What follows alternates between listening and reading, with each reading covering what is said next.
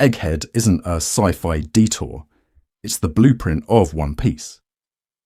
Egghead is more important than Marineford, which sounds illegal to say out loud, because Marineford is the emotional Super Bowl of One Piece, and Egghead is the island where Luffy eats light and puts on rocket shoes.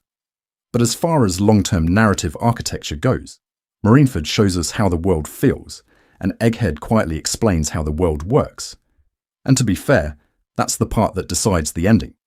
People keep calling Egghead a fun little sci-fi detour, a kind of palate cleanser before the final war, to which I say you don't send a Gorosei personally to a side quest the world government didn't dispatch Saturn to Wacky Tech Island.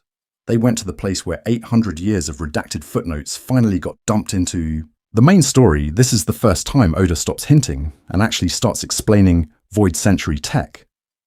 Joy Boy contingency plans, what the government is really afraid of, and the fact that Vegapunk has basically been ghostwriting the series from the moment a PX-1 walked out at Sabaody. Here's an interesting thing when Egghead drops Pacifistus, Seraphim laser beams, the Mother Flame, and a literal shared brain called Punk Records, it retroactively patches half the "how does this even exist?" questions we had since Enies Lobby. Suddenly, the Buster Call isn't just a scary marine button, it's the visible part of an invisible research war the government has been waging against the last scraps of the Ancient Kingdom system.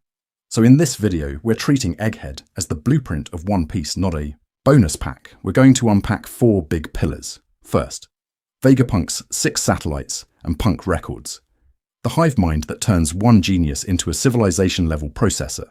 Second, the secret Ohara connection, and how those books in the lake mean Ohara, kind of 1/3, the Ancient Kingdom tech parallels like the Iron Giant and Nika that tie Luffy's cartoon nonsense to a lost superweapon.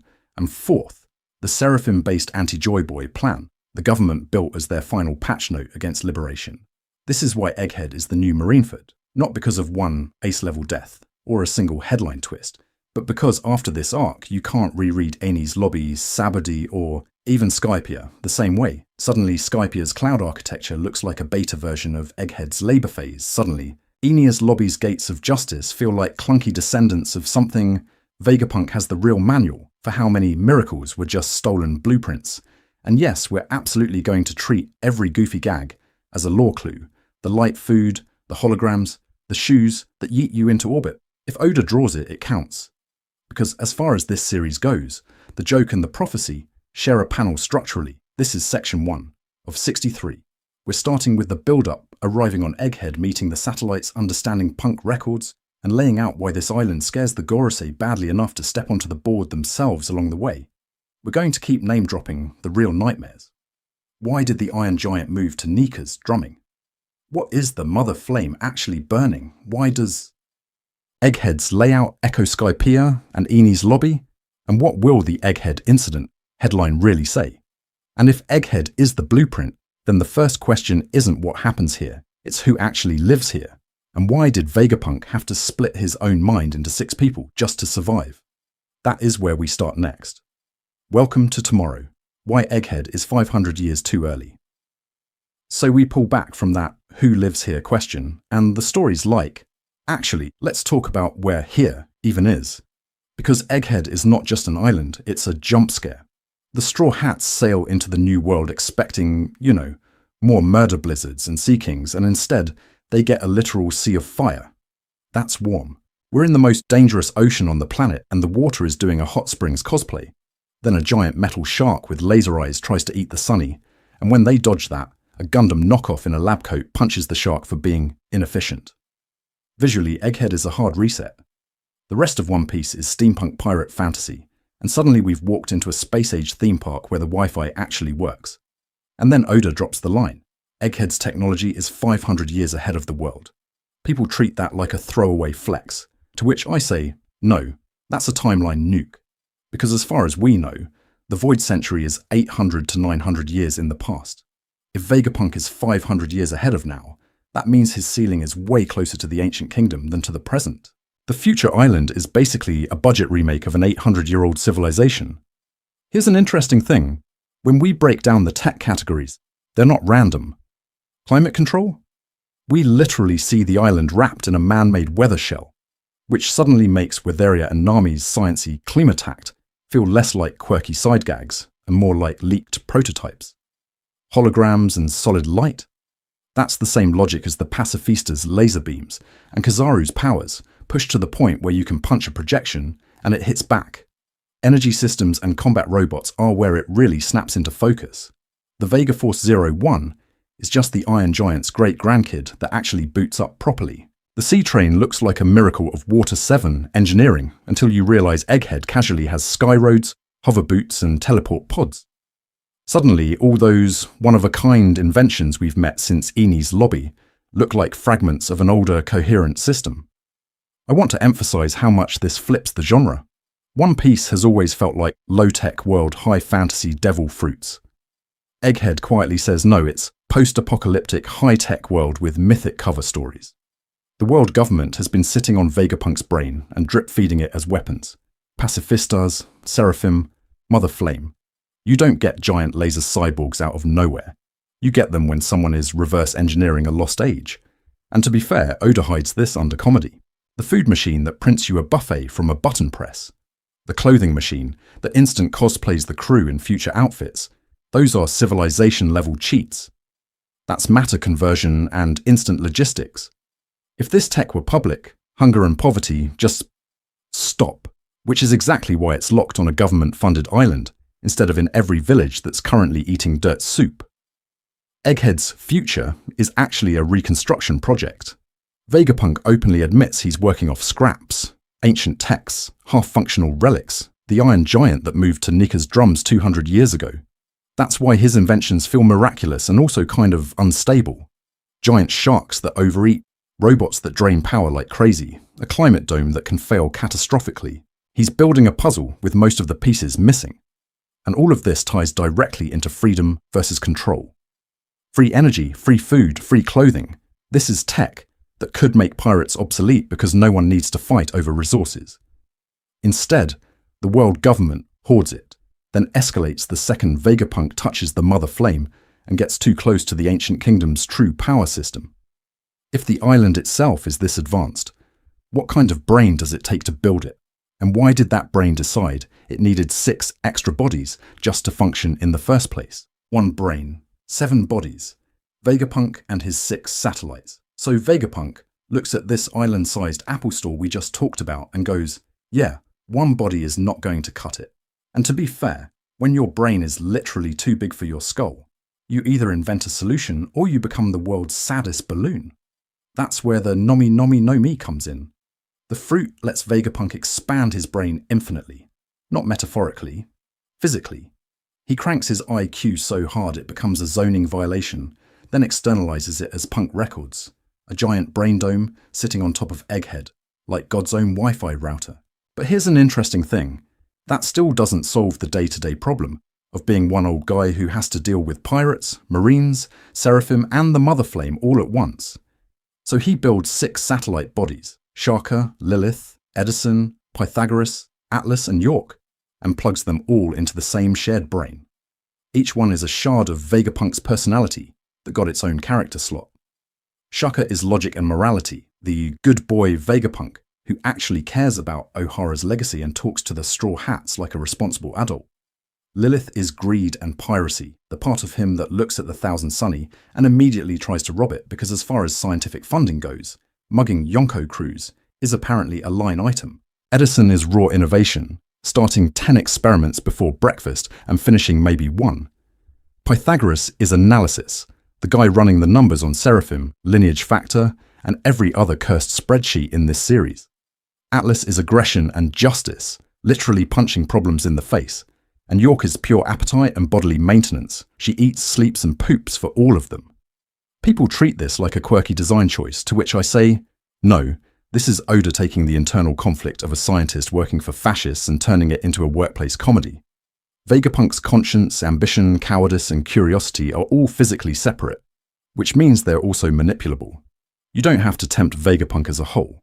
You just have to tempt the right fragment. And the satellites quietly foreshadow the Egghead Incident. Shaka's reverence for Ohara and Robin marks him as the moral liability. Lilith's willingness to rob pirates shows how close Vegapunk already is to outlaw behavior. York's fixation on the celestial dragon lifestyle is a giant neon sign saying, "This one will sell you out for a bubble helmet." Atlas's obsession with justice through punching, that's what happens when you give righteous anger a battle mech. Functionally, the satellites let Vegapunk be everywhere. While the main body is relatively vulnerable, he's still guiding the Straw Hats, negotiating with CP0, managing the Seraphim, and quietly poking at the Mother Flame. It feels overpowered, but I want to emphasize it's also a security system. Fragmenting his mind makes it harder for the world government to control or erase everything in one go. When a traitor emerges, the question isn't just who betrayed him, it's which part of Vegapunk betrayed the rest. That ties into a bigger theme. Fragmented selves, fragmented history. The world only has pieces of the Void Century. The Gorosei only have pieces of Vegapunk's true intentions. But Punk Records, the full brain, the complete upload, is the dangerous, finished puzzle both sides are racing toward. So if these 6 satellites are just terminals, what does it mean that the real brain is sitting exposed on top of the island, quietly connected to everything, and possibly everyone? Punk Records, the internet, the cloud, and the forbidden library. So when we say the real Vegapunk is the brain on the roof, we're not being cute. That thing is literally an external hard drive for a human being. Punk Records is introduced as this massive, ever-expanding brain where Vegapunk dumps every thought, every experiment, every late-night shower idea about lasers and murder robots. All 6 satellites upload to it. All 6 pull from it. And if Vegapunk gets his way, one day every human mind is just logged in. To which I say, Oda did not have to invent the world's most cursed Wi-Fi. Because as far as sci-fi metaphors go, Punk Records is basically a shared cloud server, or an internet of minds. It's a literal brain-shaped data center hovering above an island full of secrets. We've been watching Den Den Mushy phones and transponder snail fax machines for 1,000 chapters.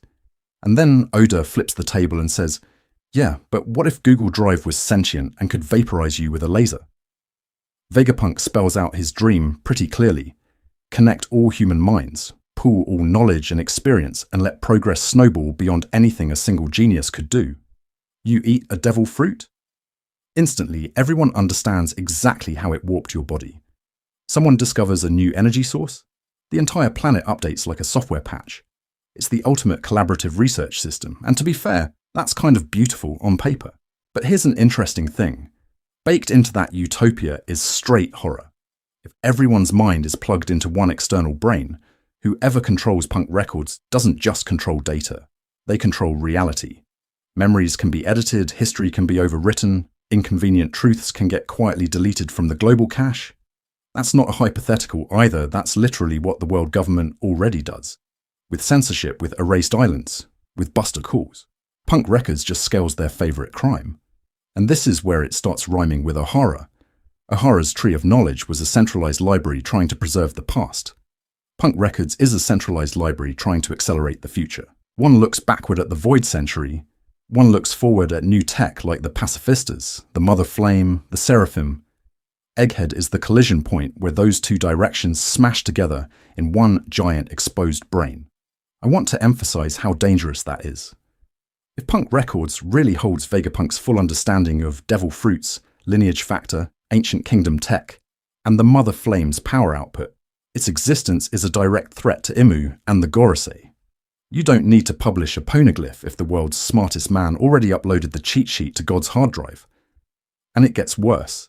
We know from the Ohara reveal that Vegapunk and Dragon salvaged those books from the lake. So what are the odds that at least fragments of that Void Century research are already digitized inside Punk Records? At that point, it stops being just a sci-fi internet and becomes a spiritual sequel to the burned Tree of Knowledge. A forbidden library you can't burn without nuking an entire island. Which raises the real question. If those books were supposed to be erased from the world 22 years ago, how did Vegapunk get his hands on them, who helped him move them, and who else has been quietly reading from this new invisible library? From Ohara's ashes to Egghead's cloud, the secret library transfer. The answer is Ohara never actually died. It just respawned as a Wi-Fi network, because as far as the world government is concerned, they did everything right. Buster Call, Island erased, Tree of Knowledge turned into kindling. Except we cut to Vegapunk's Egghead flashback, and Oda quietly goes, yeah, about that genocide. It kind of failed. The books didn't burn, they sank. The scholars threw their life's work into the lake, and after the bombardment, the giants of Elbaf showed up and literally started fishing history out of the water. And here's an interesting thing. Jaguar D. Saul, the man we all watched die, is not only alive, he's leading that salvage operation. Burned, bandaged, but walking.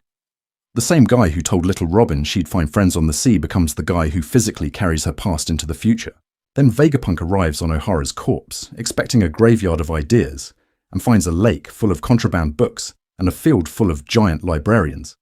Vegapunk has been hyped as the smartest man in the world, to which I say, yes, but he's also the world's biggest fanboy nerd. He already admired Clover and O'Hara from afar. He read their papers, followed their theories, knew these were the only people asking the same questions he was too scared to put on paper. So when he sees their library saved, he doesn't just go, neat loot drop. He makes a choice. He decides to honor that sacrifice by becoming the secret custodian of the very history the system tried to wipe out. And to be fair, this retroactively explains a lot of his genius. Vegapunk's insane leaps in Void Century understanding, Ancient Kingdom tech parallels, Devil Fruit theory, the Mother Flame, all of that is probably built on O'Hara's foundation. Egghead isn't just a lab, it's O'Hara's ghost in sci-fi cosplay. Those books become the missing user manual for things like the Iron Giant and Luffy's Nika-adjacent powers. Vegapunk isn't inventing from zero. He's speedrunning with a full wiki open. I want to emphasize, when we talk about punk records, we shouldn't imagine it as just Vegapunk's brain backup. This dude absolutely digitized O'Hara's texts and fed them into the cloud. Punk Records becomes a hybrid server, future science plus forbidden history, all networked, all searchable, all shareable, with 6 satellites and, potentially, the entire world. The tree of knowledge got chopped down, then respawned as a data center, which is why Robin's Egghead scenes hit so hard. She learns Saul is alive, she learns the book survived, she learns Vegapunk has been quietly carrying O'Hara's torch for 22 years. Her entire journey, from Devil Child to Demon of O'Hara to Straw Hat Archaeologist, gets reframed. She isn't just surviving genocide, she's the living user interface for this hidden library, the one person emotionally and intellectually tied to every step. Narratively, the symmetry is brutal. O'Hara was annihilated for reading the past. Egghead is targeted for annihilation for using that past to build the future. Clover's research inspires Vegapunk. Saul preserves the books, Robin brings Luffy into the chain, and the Gorosei are forced to show up personally to hit the off switch. So if Vegapunk now holds both the science and the history, the real question becomes, what did he finally connect that made the world government decide, okay, this man dies today? Lineage factor, clones, and the road to the Seraphim. What he connected, right here, is that the world government isn't just afraid of ideas or history. They're afraid of someone reverse engineering God. So, lineage factor. The series throws this phrase around like it's a normal thing, but it is literally the source code of life in One Piece. Vegapunk and Judge discover it together, the genetic blueprint that decides your body, your biology, your weird racial traits, all of it. If Sanji is a walking eyebrow experiment, that's lineage factor. If Lunarians have permanent fire hair and God mode durability, that's lineage factor. It's DNA with the serial numbers filed off. And once you admit the world runs on code, someone like Vegapunk is going to try copy-pasting. Early Mads is basically a mad science startup doing biotech crimes. Judge cooking up Germa's clone army. Vegapunk dabbling in giantification, failed human weapons, all that. Then the government scoops Vegapunk and suddenly those vague lab notes turn into pacifistas. Mass-produced Kuma bodies, steel skin, laser spam, barcodes on the chest. That's the first draft of industrialized power. But here's an interesting thing. The Seraphim are that same idea after a Void Century TED Talk. They're child-sized copies of warlords, but with Lunarian lineage factors spliced in, plus pacifista tech, plus devil fruit knockoffs in their blood. It's not just, what if we cloned Mihawk? It's, what if we made Mihawk but cheaper, fireproof, and on a subscription plan? Because as far as the government is concerned, the real fantasy isn't one pirate king, it's a factory. A system that can print power on demand in case another Joy Boy shows up. You can't control a prophecy, but you can try to out-mass produce it. This is where devil fruits slide in.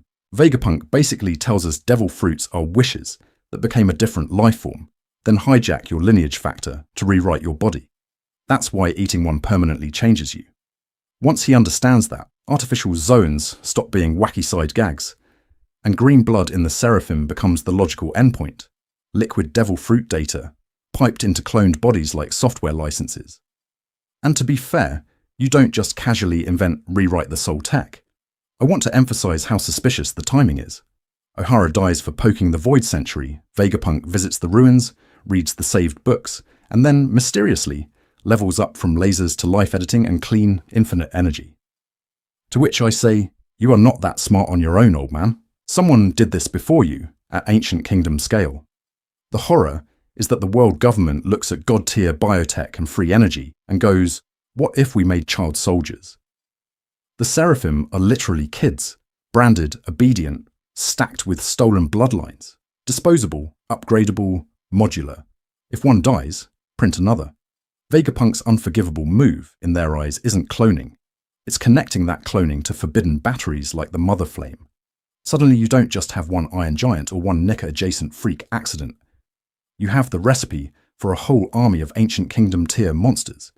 If lineage factor is the code, the Seraphim are the executable. And the next question is, what kind of operating system needs a kill switch from the Gorosei themselves? Pacifistas Revisited, Egghead's retroactive tech reveal. What kind of operating system needs a kill switch from the Gorosei themselves? Well, the same operating system that once blue-screened the Straw Hats at Sabodi with a single word. Pacifista. Remember that? You're vibing in a mangrove theme park, and suddenly, Kuma clones are walking forward like horror movie Roombas with Kizaru lasers. At the time, it felt like Oda just slapped Dragon Ball on top of One Piece for the shock value. Giant cyborg bear, mouth beam, everybody dies. But here's an interesting thing. With Egghead context, those things are actually junk. They're the Windows 95 of Vegapunk's tech stack. What looked like peak sci-fi was just early access Seraphim, crude cyborgification on a human base, a copied light laser from Kizaru, and this very limited targeting AI that basically knows how to walk straight and shoot. That's it. No Lunarian durability, no child warlord lineage factor cocktail, just Kuma. But he forgot what feelings are. And that circles us back to the original Kuma, who used to be a weird, ominous Bible guy and now reads like the most tragic R&D department in history. Because as far as Egghead tells us, Vegapunk didn't just bolt metal onto a volunteer. He dissected Kuma's body and lineage factor to build an entire weapons program. The PX series are literally mass-produced, lobotomized echoes of a single revolutionary king. Every time a pacifista fired at Sabadi, that was basically the world government saying, "We turned your savior into factory firmware." People used to say the pacifistas made the warlords obsolete, to which I say, yes, but in a very corporate, we hate freelancers way. The whole point was to replace messy, opinionated warlords with clean, controllable hardware. Sabadi is step 1, Marineford is step 2, flood the battlefield with Kuma bots, see how they handle Whitebeard's crew, log the data. It looked like a flex of marine power. Now it reads like a giant beta test for command hierarchies and combat patterns that the Seraphim will later inherit. And to be fair, Egghead also shows us the bill for that progress. Vegapunk's guilt isn't just abstract scientist regret. It's tied to Bonney's rage and Kuma's literal self-sacrifice. The Pacifista Project didn't only terrorize pirates, it turned a man who hated oppression into the face of it. Every child in the One Piece world now grows up thinking Kuma means government death robot, not guy who carried a rubber idiot to his destiny. I want to emphasize how retroactive this all is. Sabodi's humiliation, Marineford's spectacle, the time skip itself. These aren't just big set pieces anymore. They're Vegapunk experiments we only understand after walking through Egghead's lab. If Pacifistas were the prototype and Seraphim are the upgrade, the real question becomes, what did Vegapunk build that scared the Gorosei so badly they finally stepped onto the battlefield themselves? The Seraphim, child gods built to kill a god. So what did Vegapunk build that finally made the old men in space chairs stand up? Weaponized childhood. The Seraphim are the answer to the question, what if we took the most broken pirates in history, turned them into kids, and made them government employees? To which I say, that's not a countermeasure, that's a war crime with extra steps. On the surface, they're kind of adorable. You see S Snake, S-Hawk, S-Shark, S-Bear, and your brain goes, oh, chibi warlords, merch opportunity. And then you notice the Lunarian package. White hair, dark skin, black wings, and that permanent flame on their back that basically says, you don't get to hurt me today. They're literally child versions of Hancock, Mihawk, Jinbei, Kuma, wrapped in the genetic armor of King's entire race. Cute, but also punches battleships. Here's an interesting thing. The Seraphim are a tech stack wearing shorts.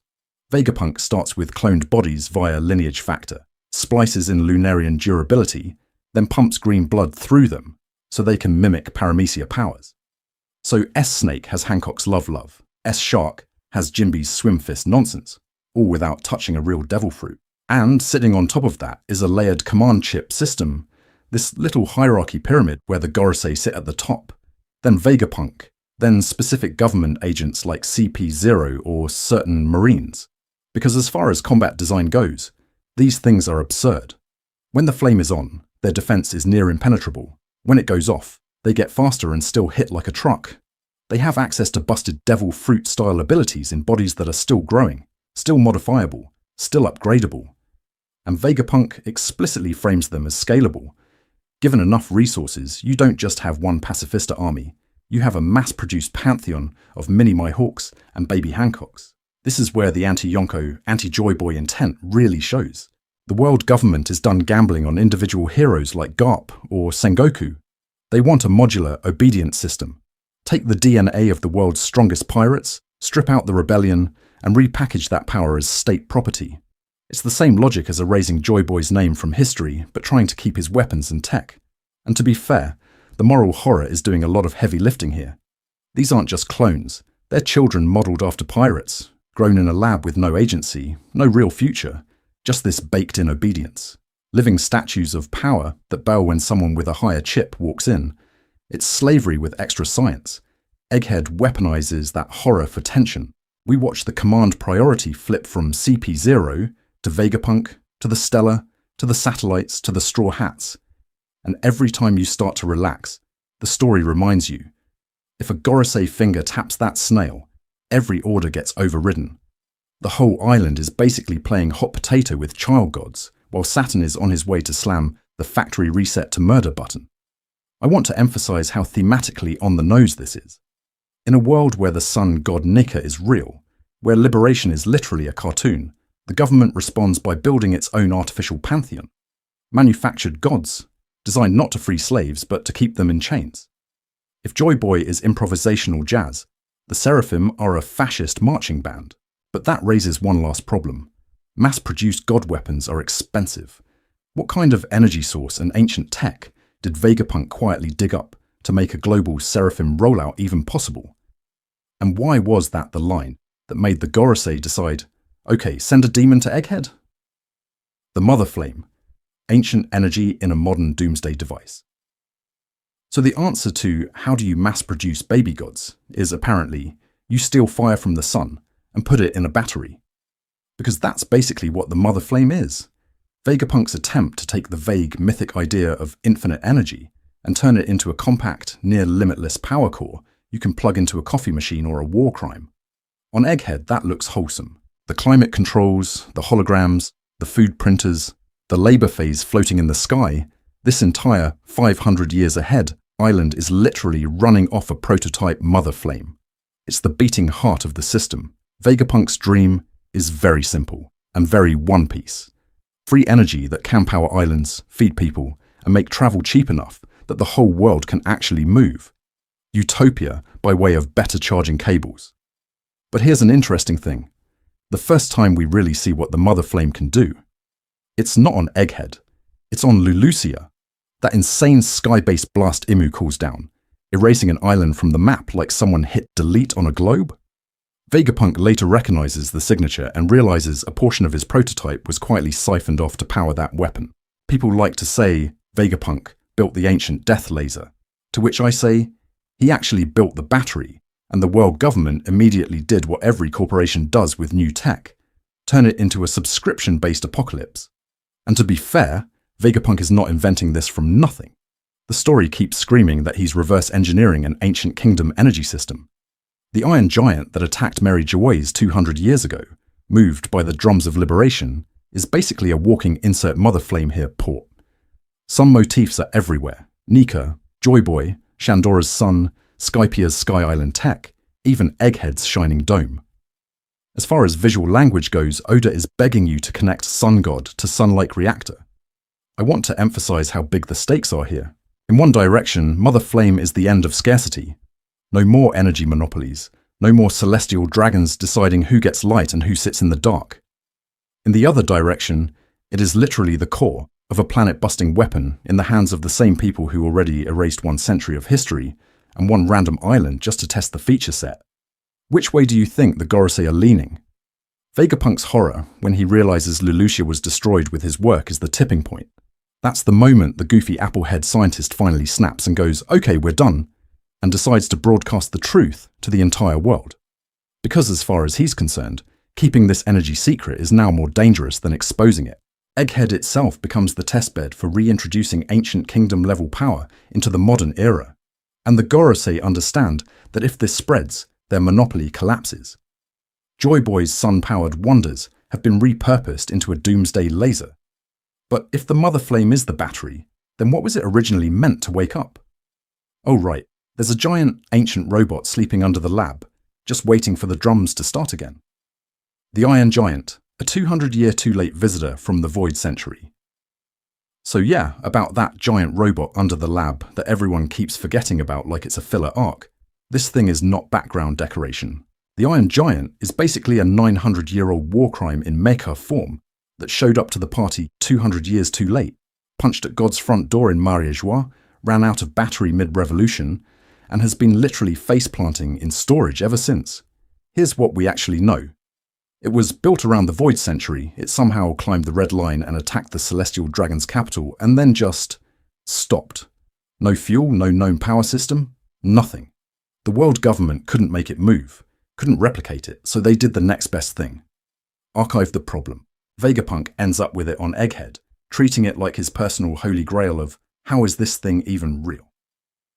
And to be fair, when the smartest man in the world looks at your engine and goes, yeah, I got nothing, that's a big lore siren. Vegapunk can build pacifistas, seraphim, laser beams, weather-changing tech, the whole sci-fi mess, and still admits he cannot understand the Iron Giant's power source.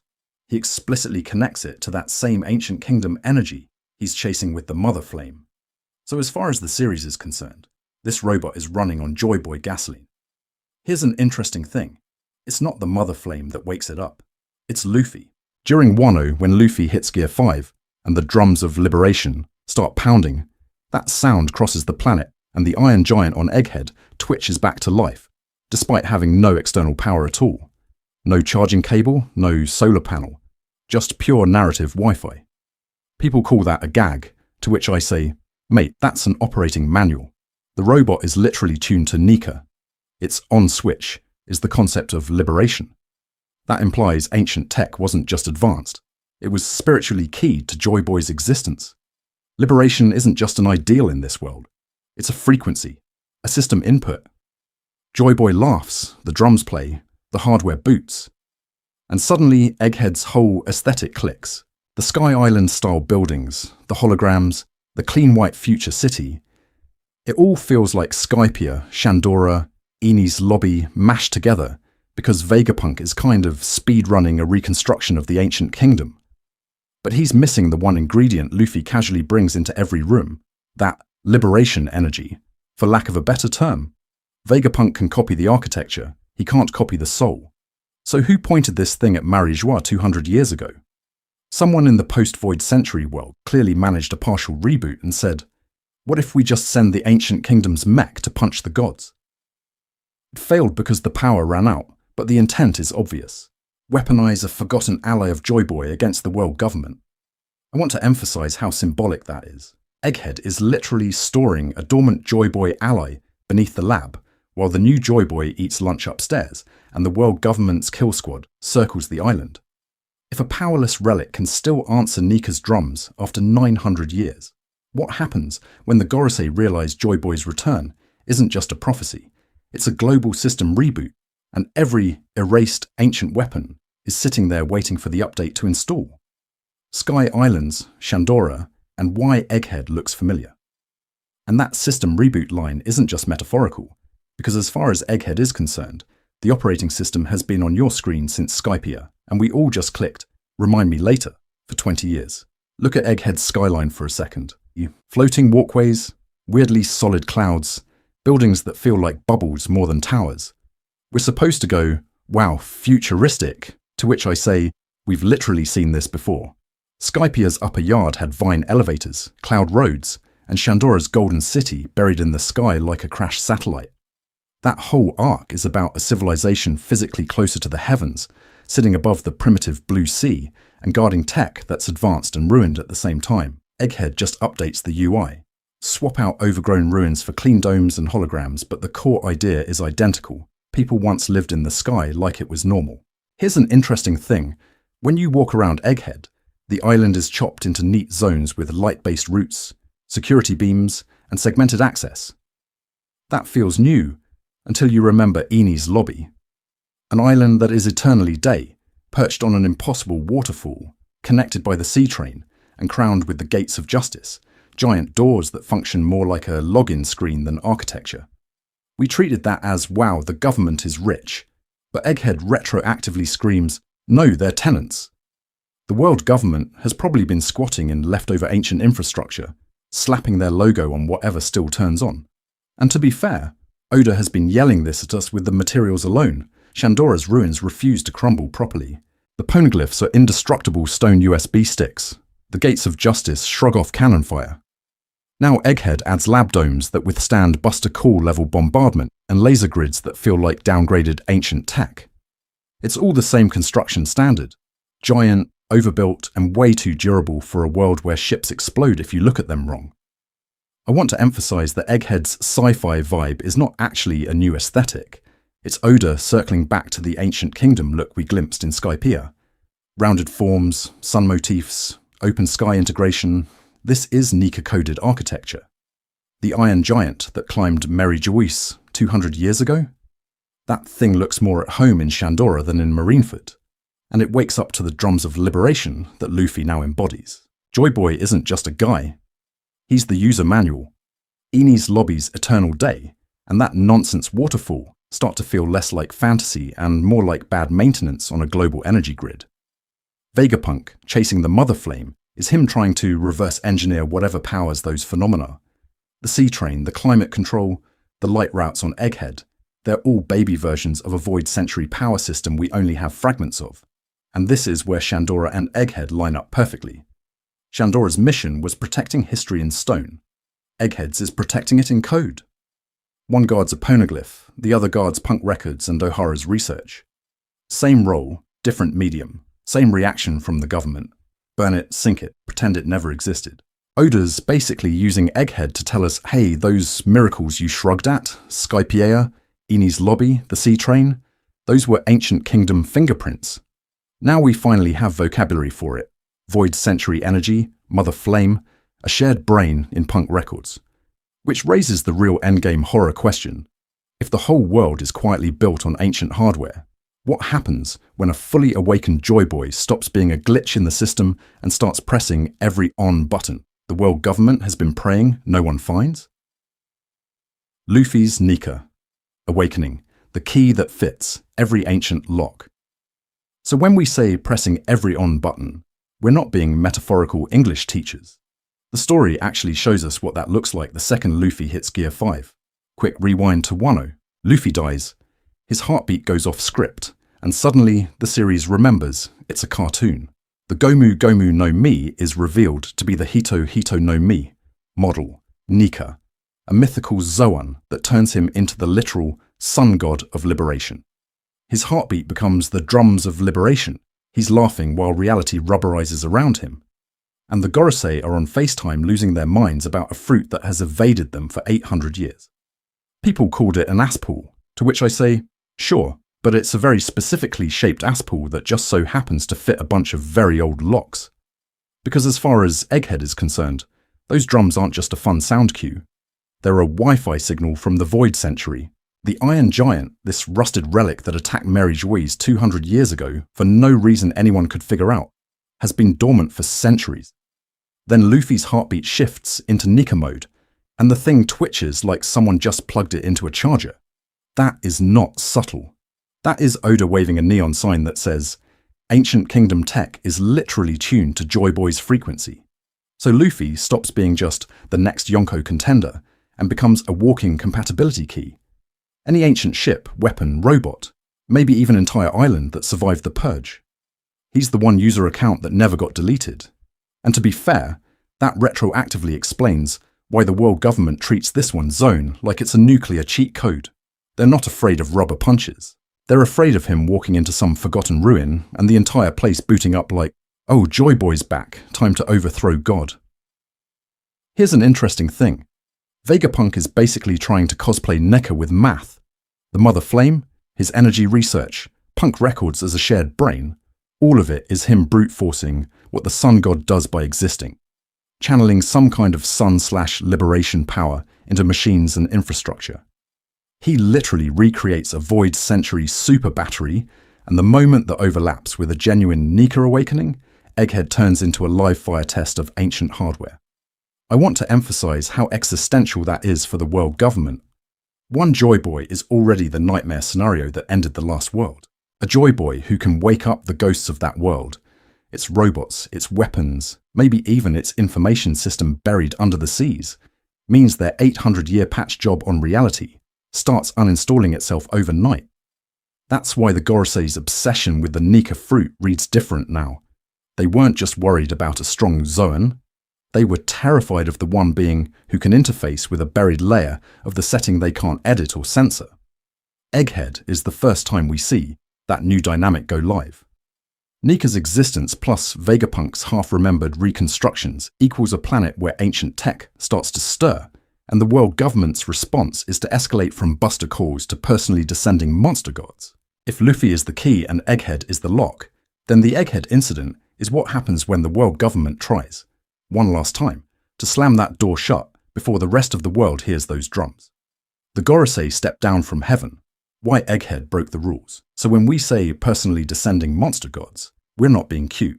One Piece is 1,000+ chapters of the Gorosei sitting in a very fancy room, doing the anime equivalent of thoughts and prayers while admirals, CP0 and Buster Calls clean up the mess. That's the norm. They sign the genocide paperwork. They don't clock in on the genocide boat. Because as far as the system goes, Marineford is the perfect example. Ace is Roger's son. Whitebeard is literally shaking the planet. Shanks shows up and ends the war. And the Gorosei? They're off screen, sipping wine and worrying about balance. Eni's lobby gets erased. O'Hara gets a full Buster Call. Dressrosa gets a secret CP0 cover-up. The pattern is, send an avatar, never a god. Egghead just takes that rule, crumples it up, and feeds it to a laser shark. Saturn doesn't just send Kizaru, he rides in with him.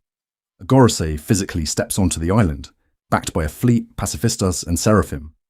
That's not delegation, that's, I do not trust a single one of you idiots with this. And to be fair, from their perspective, Egghead is the worst possible loot table spawning all at once. Here's an interesting thing.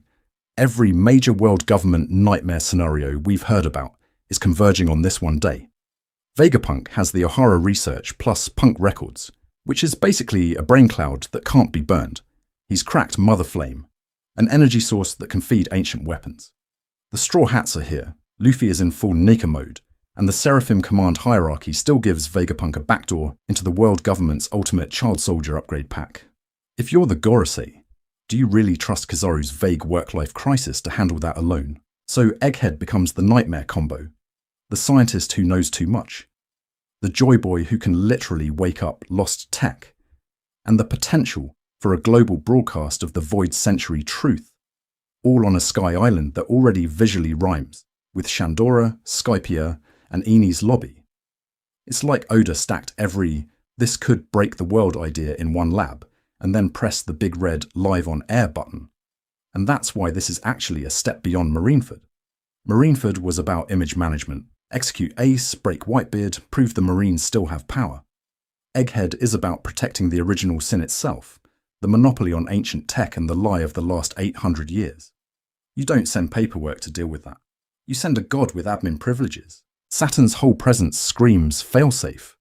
He can override pacifistas and seraphim. He's got this grotesque yokai body and ritual circle summoning, and he's clearly there as both executioner and reset button. If Vegapunk can't be silenced cleanly, Saturn can overwrite commands, wipe assets, and, if needed, nuke the entire island. He is the contingency against the contingency. And on a thematic level, it turns into gods versus God. The self-proclaimed gods of the world, the Gorosei and their celestial dragon buddies, finally step down from heaven to personally crush the reincarnated sun god Nika before he can reboot the system. People say Egghead is the new Marineford, to which I say, cool, but Marineford didn't drag a Gorosei into the splash zone. So if they're willing to break centuries of distance for this one island, what kind of incident are we actually heading toward? And why is the story already treating Egghead, like the prologue, to something even worse? Egghead versus Marineford. 2 wars, 2 different endgames. Marineford is the war everyone points to when they say peak One Piece, but it's actually kind of simple. The whole structure is execute Ace on live TV, bait Whitebeard into a trap, and emotionally delete Luffy from the pirate industry. That's it. It's a public execution event, a pay-per-view trauma special, designed to end the old generation in one spectacular consumable image. Whitebeard dying on his feet, Ace dying in his brother's arms, and the world watching. Egghead looks like that at first glance. New Marineford and all, but the job here is different. There's no execution platform, no cheering crowd. This is a covert extermination mission. The target isn't a pirate symbol, it's Vegapunk, the guy whose brain is literally a hard drive for Ohara's forbidden research. The Marines are supposed to erase him quietly, and the only reason this can spiral into a global incident is because his pre-recorded message might leak and tell the world what the system's been hiding. Marineford was about breaking a person and a symbol. Sengoku wants Luffy broken. Akainu wants Whitebeard's era broken. Once those two are handled, the status quo can reshuffle. Blackbeard steals the fruit, Shanks calls time, we move to the next bracket. Egghead is about breaking a system before it boots up. Vegapunk's tech, Ohara's history, and Nika's return as a living exploit in the code. If Marineford killed the body of the old age, Egghead is trying to kill the brain of the new one. And to be fair, Oda knows exactly what he's doing with the parallels. Both arcs cram in a ridiculous number of high-level pieces. Admirals, warlords, Yonko crews then, admirals, a Yonko crew, Seraphim, CP0, and a Gorosei now. Both run on a ticking clock. Ace's execution countdown versus the moment Vegapunk's broadcast hits the world. Both are pre-branded in the story as capital H historic. People in-world literally talk about Marineford and the Egghead Incident like chapter titles in a history book. Here's an interesting thing though, the stakes are shaped differently. Marineford changes who sits at the top of the food chain. Whitebeard out, Blackbeard in, Marine credibility cracked but intact. Egghead threatens to change what the food chain even is. If Ancient Kingdom level tech, punk records, and the truth about Nika go public, the entire power system of the world gets patched overnight. Who cares that you're a Yonko when an iron giant powered by liberation drums can punch Mary Joyce? And as far as escalation goes, Marineford looks almost modest now. Back then, the ceiling was 3 admirals and some warlords. On Egghead, we have Saturn on the ground, and the Mother Flame hanging over everything as a vague planet-killer threat. We're not just dealing with enforcers. We're dealing with the people and weapons that created this era in the first place. People say Haki was a mess, to which I say, have you seen the world government's contingency flowchart for Joy Boy? I want to emphasize how much this feels like a pivot. After Egghead, either the world knows too much to go back, or the government proves it will escalate way past Marineford to keep the lid on. If Marineford ended an era, Egghead is the attempt to stop a new one from even loading. And in the background, opportunists like Blackbeard are already moving to profit from the chaos. So the real question is, when this incident finally resolves, are we looking at a repaired status quo or the first irreversible crack in the world's shell? Blackbeard, Saturn, and the shadow players of the Egghead Incident. So when we say Egghead is the new Marineford, that sounds dramatic, right? But the real punchline is that Marineford was a war everyone saw coming, while Egghead is a war happening in a world that's already mid-collapse. The board is not reset, the board is cracked, taped together, and Blackbeard is chewing on the pieces. Because while it looks like a clean 3-way mess, Vegapunk versus World Government versus Straw Hats. The timing is disgusting. Luffy has just gone full Nika. Wano has broadcast Unbreakable Yonko as kind of a suggestion, not a rule. Shanks is moving. The Revolutionary Army is escalating. And every serious player is asking the same question you are. Did the world government just lose control of the story? Enter Marshall D. Teach, patron saint of bad timing in a good way. His entire career is built on showing up at narrative turning points. Impel Down to steal powers, Marineford to steal Whitebeard's throne, Amazon Lily to steal Hancock's fruit and, if possible, Hancock. To which I say, if you see Blackbeard near your island, you are either about to die or become a collectible. And here's an interesting thing about Egghead in that context. This is an island made of exactly what Blackbeard likes to hoard. Devil fruit research, Seraphim prototypes, Mother Flame notes, an actual iron giant that responds to the drums of liberation. He doesn't even need to understand the science. He just needs to kidnap the people who do, or grab the hard drives and run. We already know around this time frame he's clashing with Law, trying to yoink the Ope and whatever road poneglyph intel Law has. We've seen his interest in Hancock's Mero because as far as pure control powers go, that fruit is basically a Seraphim remote in high heels. You think a guy who hunts specific abilities, reads the paper, and has ex-Rox veterans on staff hasn't heard the name Vegapunk whispered through the pirate rumour mill? I want to emphasise, Blackbeard's endgame probably isn't eat 20 fruits and call it a day. That's the shallow read. The smarter read is, use Vegapunk's tech and data as a multiplier. Why gamble on killing Seraphim when you could steal their blueprints? Why chase Uranus when you could steal the Mother Flame research that powers it? As far as world domination goes, having the operating manual for god weapons beats even Yami plus Gura. Now, contrast that with Saturn. His arrival is not just send a hitman for Vegapunk. It's a containment protocol. Vegapunk must die. Punk records must be neutralized, so this Hivemind archive of Void Century adjacent data doesn't leak. The Seraphim command hierarchy has to be locked back under Gorosei control.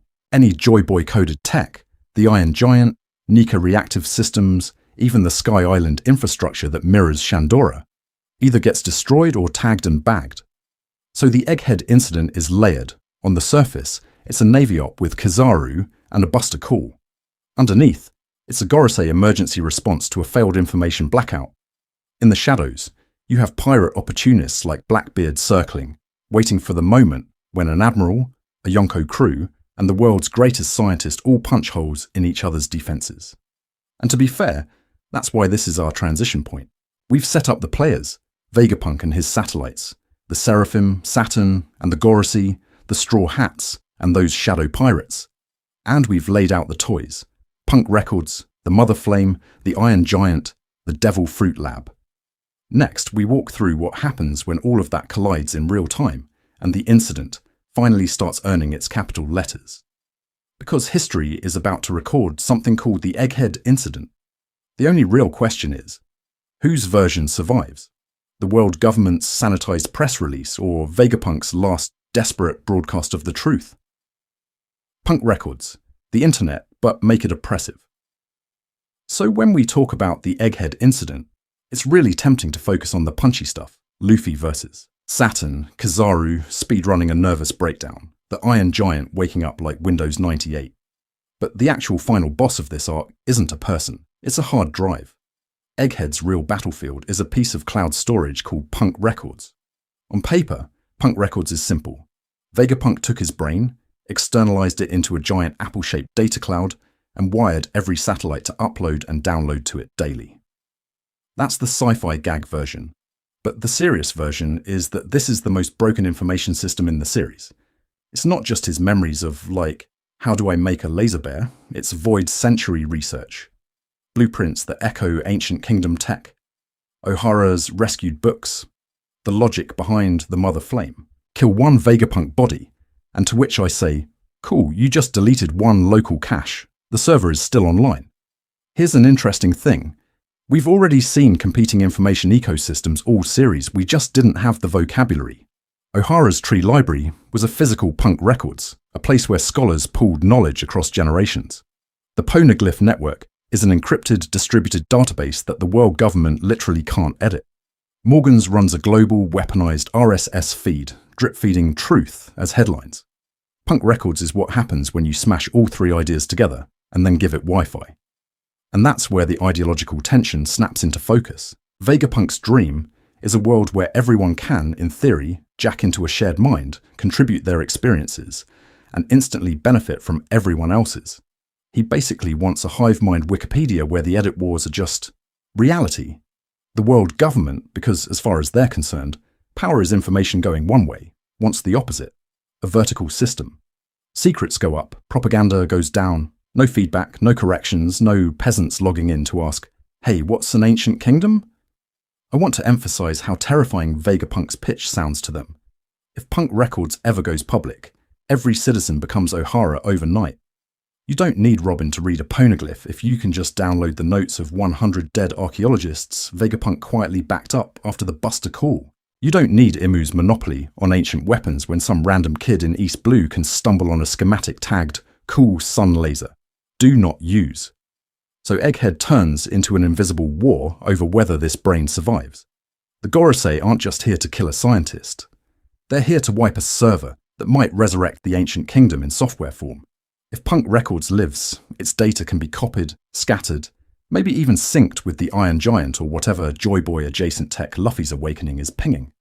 If it dies, the world government gets to pretend the Void Century is still a rumour and not a downloadable PDF. And to be fair, this is where Egghead stops being just a Marineford 2.0 and starts looking like the O'Hara Incident, scaled up to the entire internet. The question isn't only who wins the fights on the ground, it's whether Vegapunk hits send first. 6 satellites, 1 sin, how Vegapunk outsourced his conscience. Vegapunk doesn't just have work-life balance issues. He literally turned them into 6 roommates and gave them murder lasers. We meet the satellites as a fun sci-fi gag. Shaka the good one, Lilith the evil one, Edison the thinking one, Pythagoras the wisdom one, Atlas the violence one, York the greed one. But here's an interesting thing. They're not just quirky lab assistants. They're Vegapunk's vices and virtues ripped out of his skull and put on display, so Oda can turn one guy's internal mess into a full cast. It's the world's smartest man speedrunning therapy by inventing 6 separate problems. Shaka and Lilith are the core split. Shaka is the humanitarian idealist, the one who talks about using science to lessen suffering, who respects O'Hara, who actually cares that Egghead is about to become O'Hara 2.0. Lilith is the pirate-robbing, weapon-testing gremlin who will happily strip your ship for parts. People say, why would Vegapunk keep the evil one? To which I say, because as far as surviving under a fascist world government goes, you either have a Lilith, or you end up as Clover 2.0 in a crater. Shaka is the part of Vegapunk that wants to publish the Void Century as a free PDF. Lilith is the part that makes pacifistas and seraphim so the Gorosei don't delete him first. Both are necessary to create world-changing tech, while the guys upstairs are literally ordering Buster Calls like Uber Eats. And to be fair, that's the real horror. The good and evil sides are both complicit in the same weapon factory. They just disagree on patch notes. Then you add Edison and Pythagoras, and you get the processing unit of this moral computer.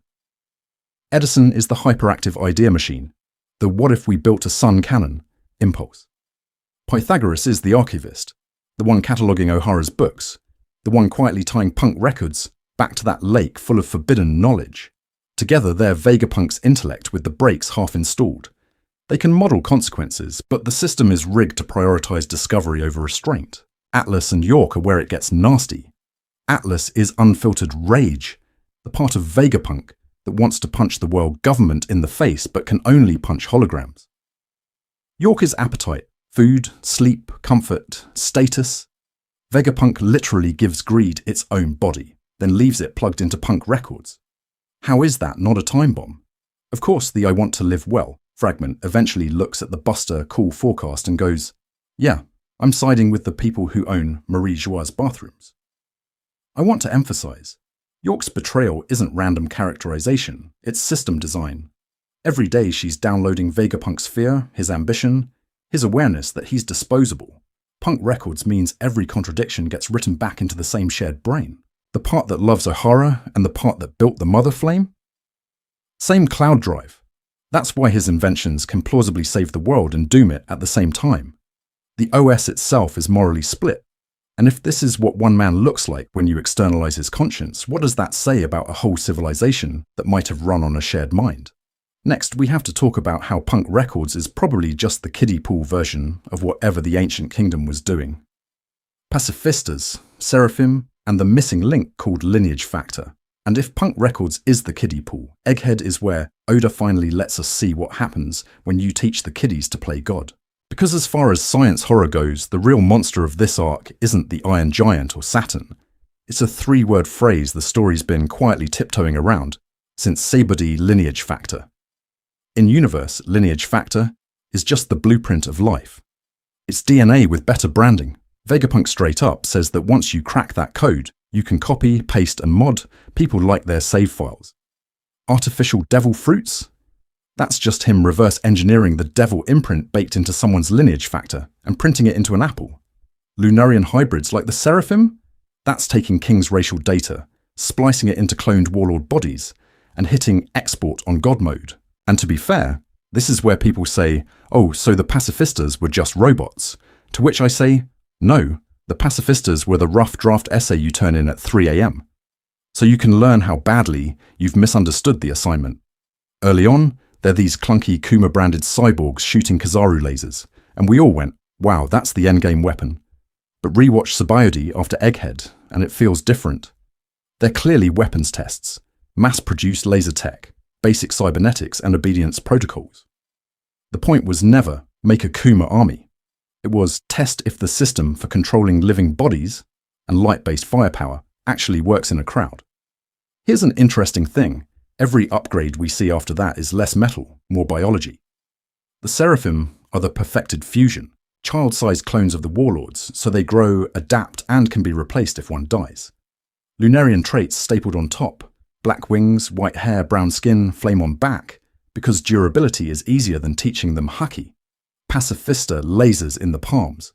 And on top of that, a hilariously paranoid command hierarchy. Vegapunk, then Sentomaru, then the Celestial Dragon's chips, then the Gorosei. It's like the government looked at the warlords being chaotic neutral and said, what if we built an entire species that legally cannot say no? I want to emphasize how much Egghead's layout retroactively explains this. The Devil Fruit Lab, where they study how powers bond to lineage factors. The giant tanks and cloning vats where bodies are printed at scale. The room full of giant humans, tying into ancient giant research and, probably, Elbaf. All of this slots into one long-term program. Replace unreliable human assets, pirates, warlords, even marines, with living weapons whose loyalty is hard-coded. And once you see that, the arc stops being fun sci-fi island and turns into a corporate restructuring memo for the entire world's power system. Why keep paying Mihawk when you can grow Mihawk 2.0 with fire wings and a laser? Why trust Kizaru when you can eventually phase him out with light beam child soldiers? This is the missing link between the Void Century's godlike tech and the world government's modern paranoia, which raises the terrifying question, if this is what the government can do with stolen fragments of ancient science, what did the original owners build? Next, we have to look at O'Hara, Saul, and why Vegapunk quietly made sure the past never actually died. The Mother Flame. A power source the world government should never have touched. And here's the horrifying punchline to all that stolen fragments of ancient science talk. We've already seen the test fire. Lulusia wasn't a metaphor. It was a patch note. One random nation on the map, mid-rebellion, looks up, the clouds part like a budget Eni's lobby, and a vertical column of light just erases it. No crater, no ruins, just ocean. Then the very next chapter, the government quietly edits the save file and says Lulusia never existed. That's not a cover-up, that's a delete key. And to be fair, at the time it felt like Oda doing a vague flex. Look, Imu has a space laser. But then Egghead happens, and suddenly we hear about this thing called the Mother Flame, a concentrated artificial energy core that only Vegapunk can produce, carefully rationed out to the government. Sabo's perspective on Lulusia already hinted that this wasn't a normal buster call. Egghead basically comes in and says, yeah, that death beam? That's your clean energy project, buddy. Because Vegapunk's intent is almost painfully wholesome. He's chasing a power of the sun that's clean, infinite, and free, so that nobody fights wars over resources again. He literally wants to end the Great Pirate era with better batteries. And to which I say, if your battery can power a sky laser that deletes countries, you did not invent peace, you invented DLC for genocide. You built the ultimate "what if we put a gun on it" machine and handed it to the most paranoid government in the world. Here's an interesting thing. The Mother Flame doesn't feel new. It feels like a knockoff. We have the Iron Giant, a 900-year-old robot that moved on its own 200 years ago when it heard the drums of liberation.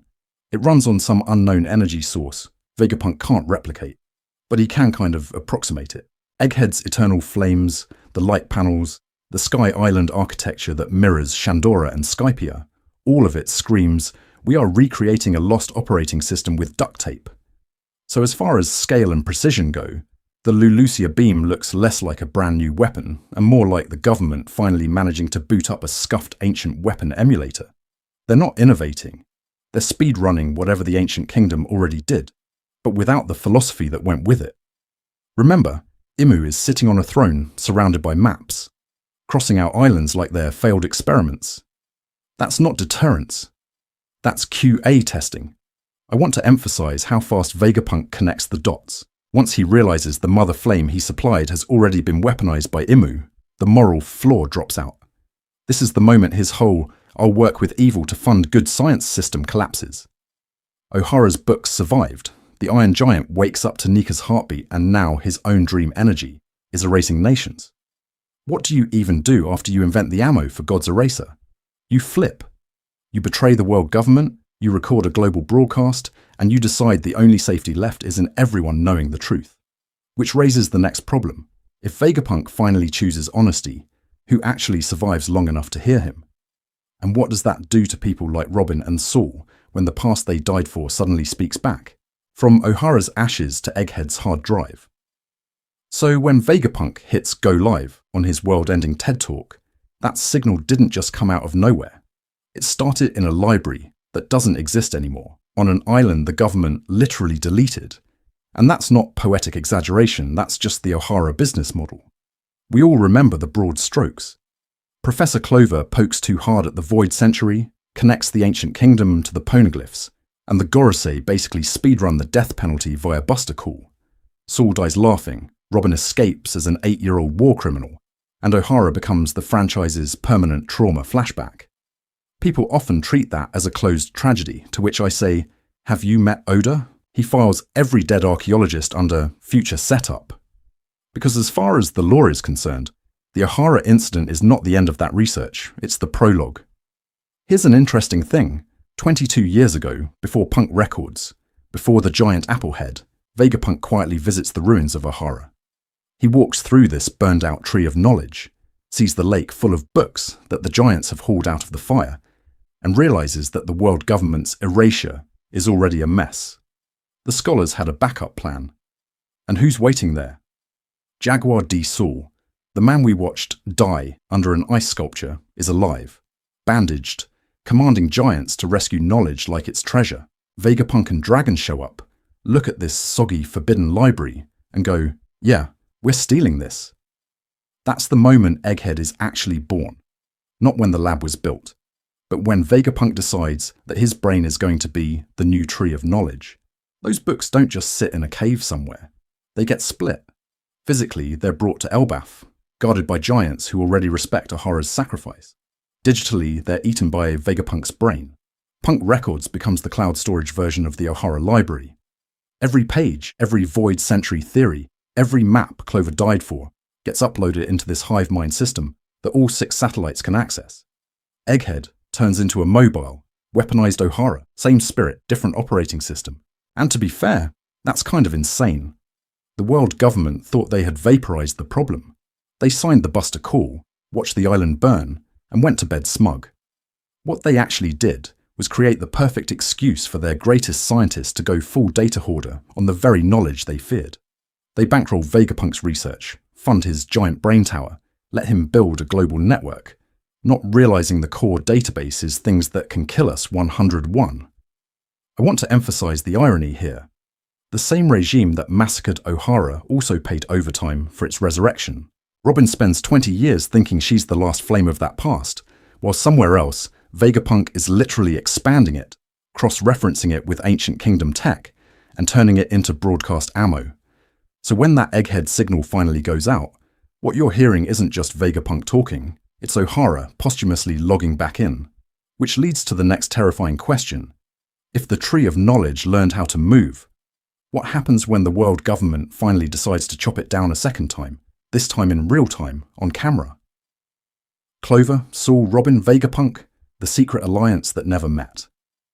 So when the world government tries to chop the Tree of Knowledge down live on stream, the punchline is that the roots have already spread. The real threat isn't Egghead as a location. It's an ideological group chat that's been running for 800 years between people who never even met. Because as far as the story is concerned, that chat starts with one guy. Professor Clover. Clover is basically the original data miner of One Piece. No devil fruit, no cool scar, just a dude speedrunning historiography. He takes a bunch of vague inscriptions, scattered poneglyphs and forbidden maps and says, okay, what if all of this is one coordinated cover-up? That's insane. And then it isn't. He lands on the Ancient Kingdom versus 20 Kings theory with nothing but pattern recognition and academic stubbornness. I want to emphasize how wild that is. Clover reverse engineers the core Void Century lore with less data than your average Twitter theorist. Here's an interesting thing. The story immediately punishes him for being right. The Buster Call is not just to erase O'Hara, it's to erase the method. The idea that if you give people enough scraps of data, they will eventually reconstruct the crime. But the system miscalculates because one variable defects. Jaguar D. Saul. Saul is the most low-key, catastrophic bug in marine justice. He's a vice admiral who looks at the script, kill the kid, burn the books, and just kind of refuses to run it. And to be fair, in isolation, saving one crying child and some soggy library books doesn't look like a world-ending choice.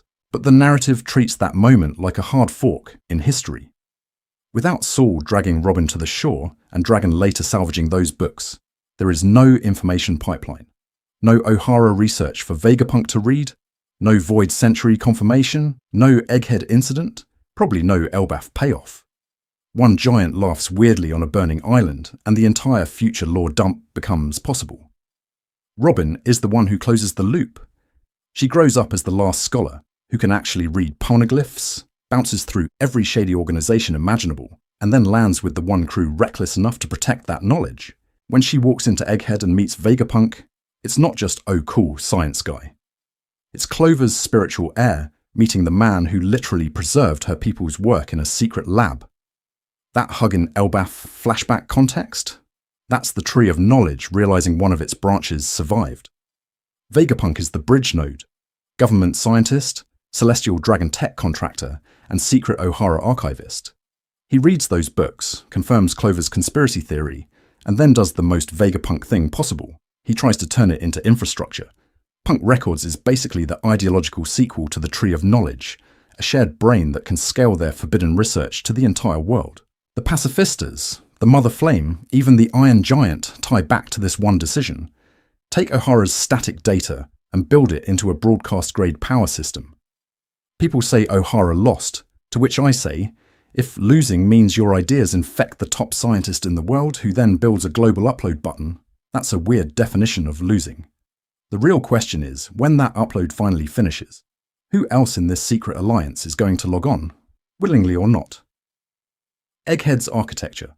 Why the future looks suspiciously like the past. So when we say upload, we should also talk about what's getting uploaded, because as far as the visuals go, Egghead is literally screaming, hey, remember the Void Century? But in Apple Keynote form. Egghead is split into 3 big zones, Fabrio phase at sea level, Laba phase floating above it, and the Frontier Dome as this invisible murder bubble in between.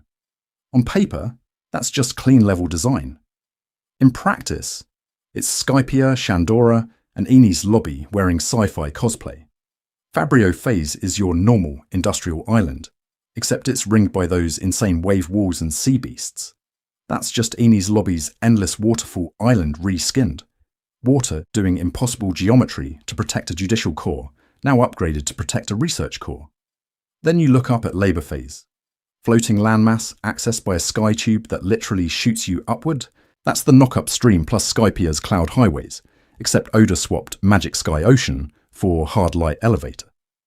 The moment the Straw Hats ride that tube, you're meant to remember the Going Merry, flying into the White Sea and go, "Oh, we've kind of done this before, haven't we?"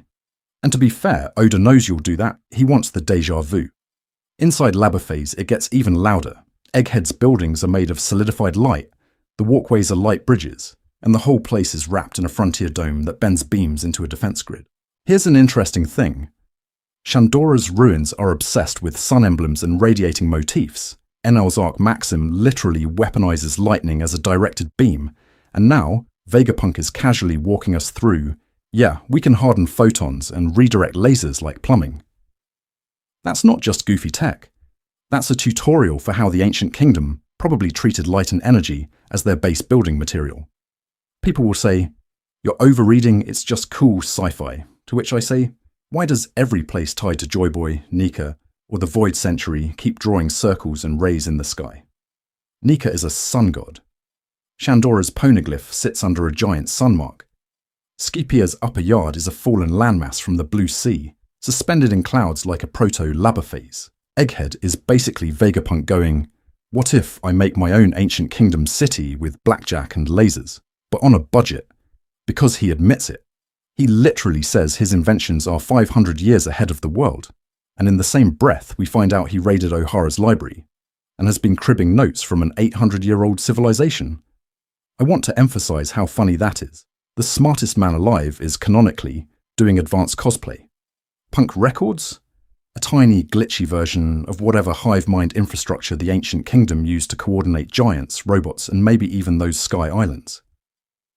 So Egghead isn't the future. It's the rerun.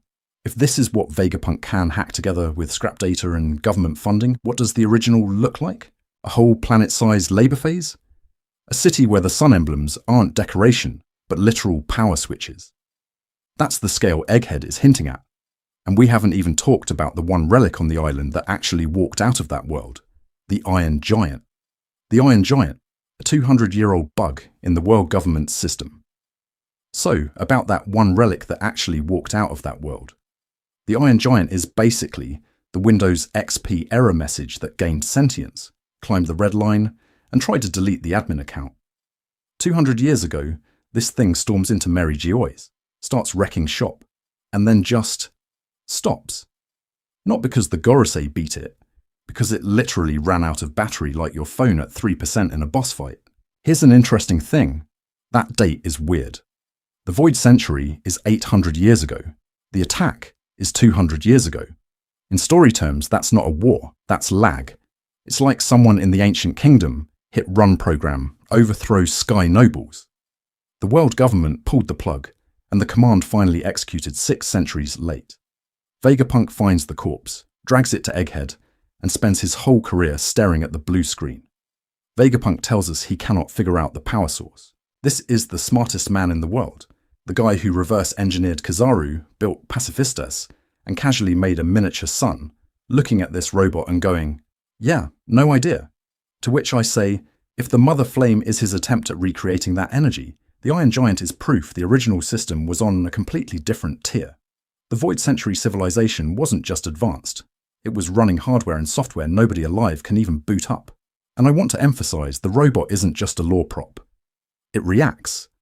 When Luffy awakens Nika on Egghead, the Iron Giant starts moving again. No new fuel, no cable plugged in, just the drums of liberation, and suddenly the 200-year-old bug reports back online. As far as we can tell, Joy Boy's presence is literally an activation key baked into the machine. Not a metaphorical his will lives on thing.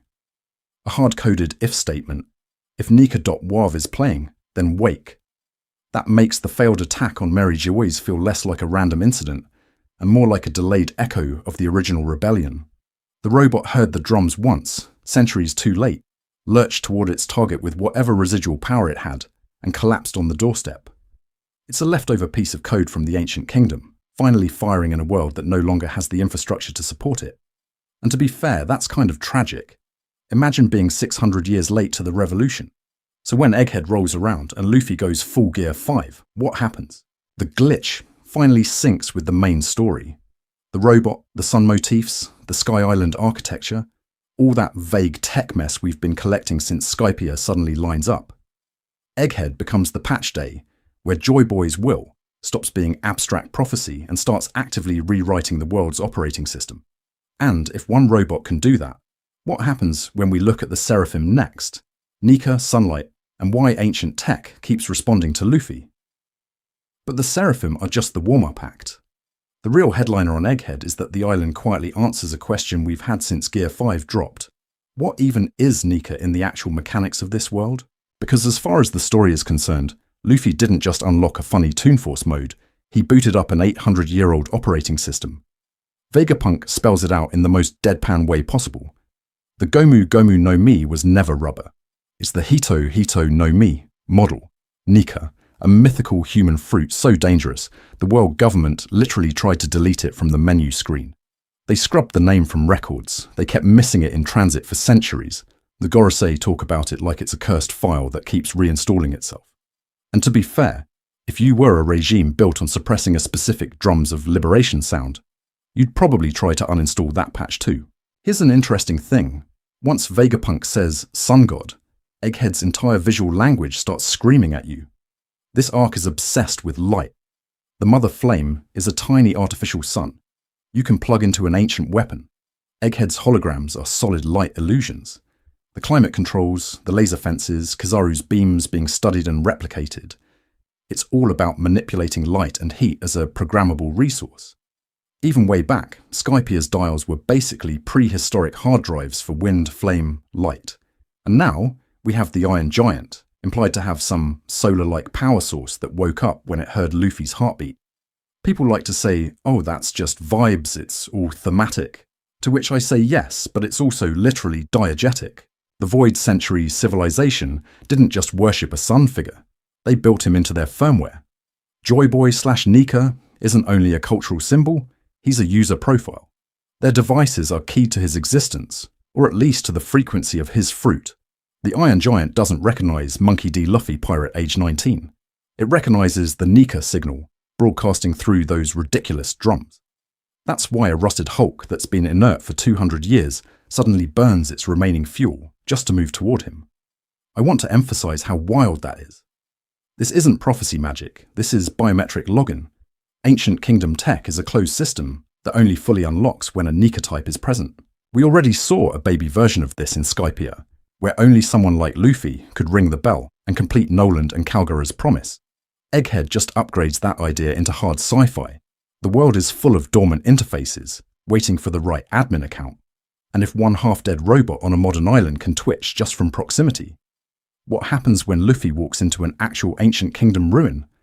What happens when he stands in front of a pristine Pluton console, or the true Mother Flame reactor, and the whole network goes, oh, the root user is back?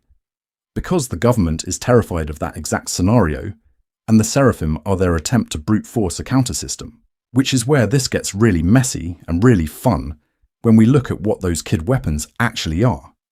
The Seraphim are not just replacements, they're insurance policies. So when the government looks at Joy Boy as a root user that can log back into the ancient network, the Seraphim are basically their antivirus pop-up. Except instead of annoying you, they vaporize you. These are not just new pacifistas. They're a modular, upgradable, legally distinct god army. Let's actually lay out what they are, because as far as over-engineered nightmares go, this is peak Vegapunk. Start with cloned bodies of the warlords, Kid Mihawk, Kid Boa, Kid Jinbe, all grown in a lab of stolen lineage factor. Then you slap on Lunarian biology, white hair, brown skin, black wings, the permanent flame that gives them busted durability and regeneration. Then you bolt in pacifista tech, Kizaru lasers, steel bodies, those creepy pupil cross eyes. Finally, you plug them into a command hierarchy that goes from Vegapunk and his satellites to Sentomaru to the Celestial Dragons, and ultimately the Gorosei. The higher up the pyramid you are, the more you can literally say, sit, and the Seraphim sit. Compare that to the original Warlord system, which was a mess dressed up as policy.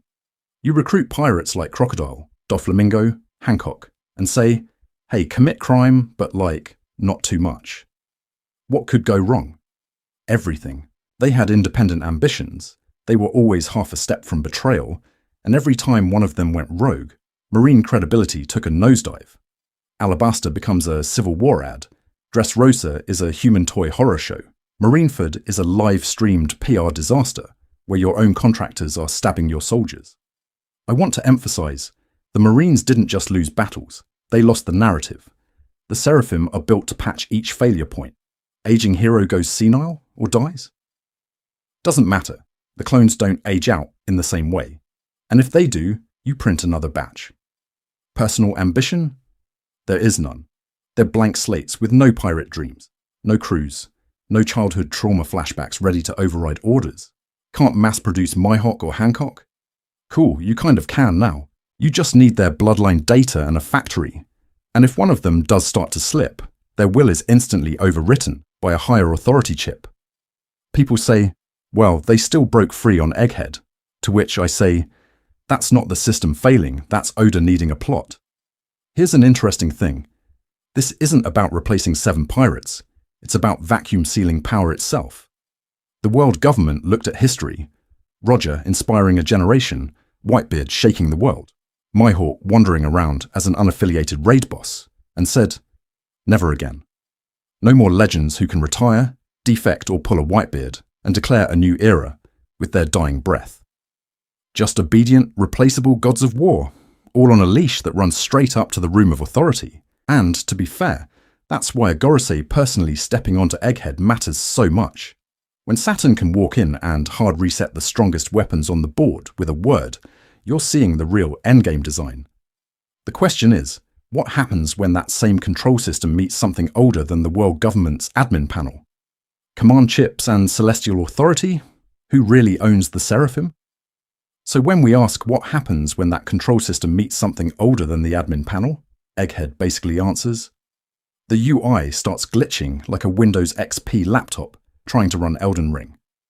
Because as far as the Seraphim are concerned, this isn't just a battle, it's a live stress test of the world government's command hierarchy.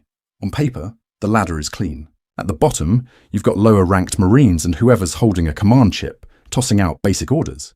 Above them sits Vegapunk and his satellites, the actual designer, whose authority is supposed to trump random uniform guy number 4. Above Vegapunk, you have CP0 as the direct agents of the Celestial Dragons, and then, sitting in the god-tier admin seat, the Gorosei.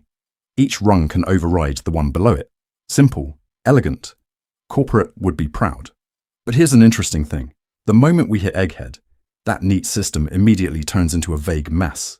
We've got Vegapunk's bodies arguing, Straw Hats temporarily piggybacking on Stella's authority, Centomaru jumping in with his own control, CP0 trying to seize the Seraphim mid-fight, and then Saturn looming in the background as the nuclear option.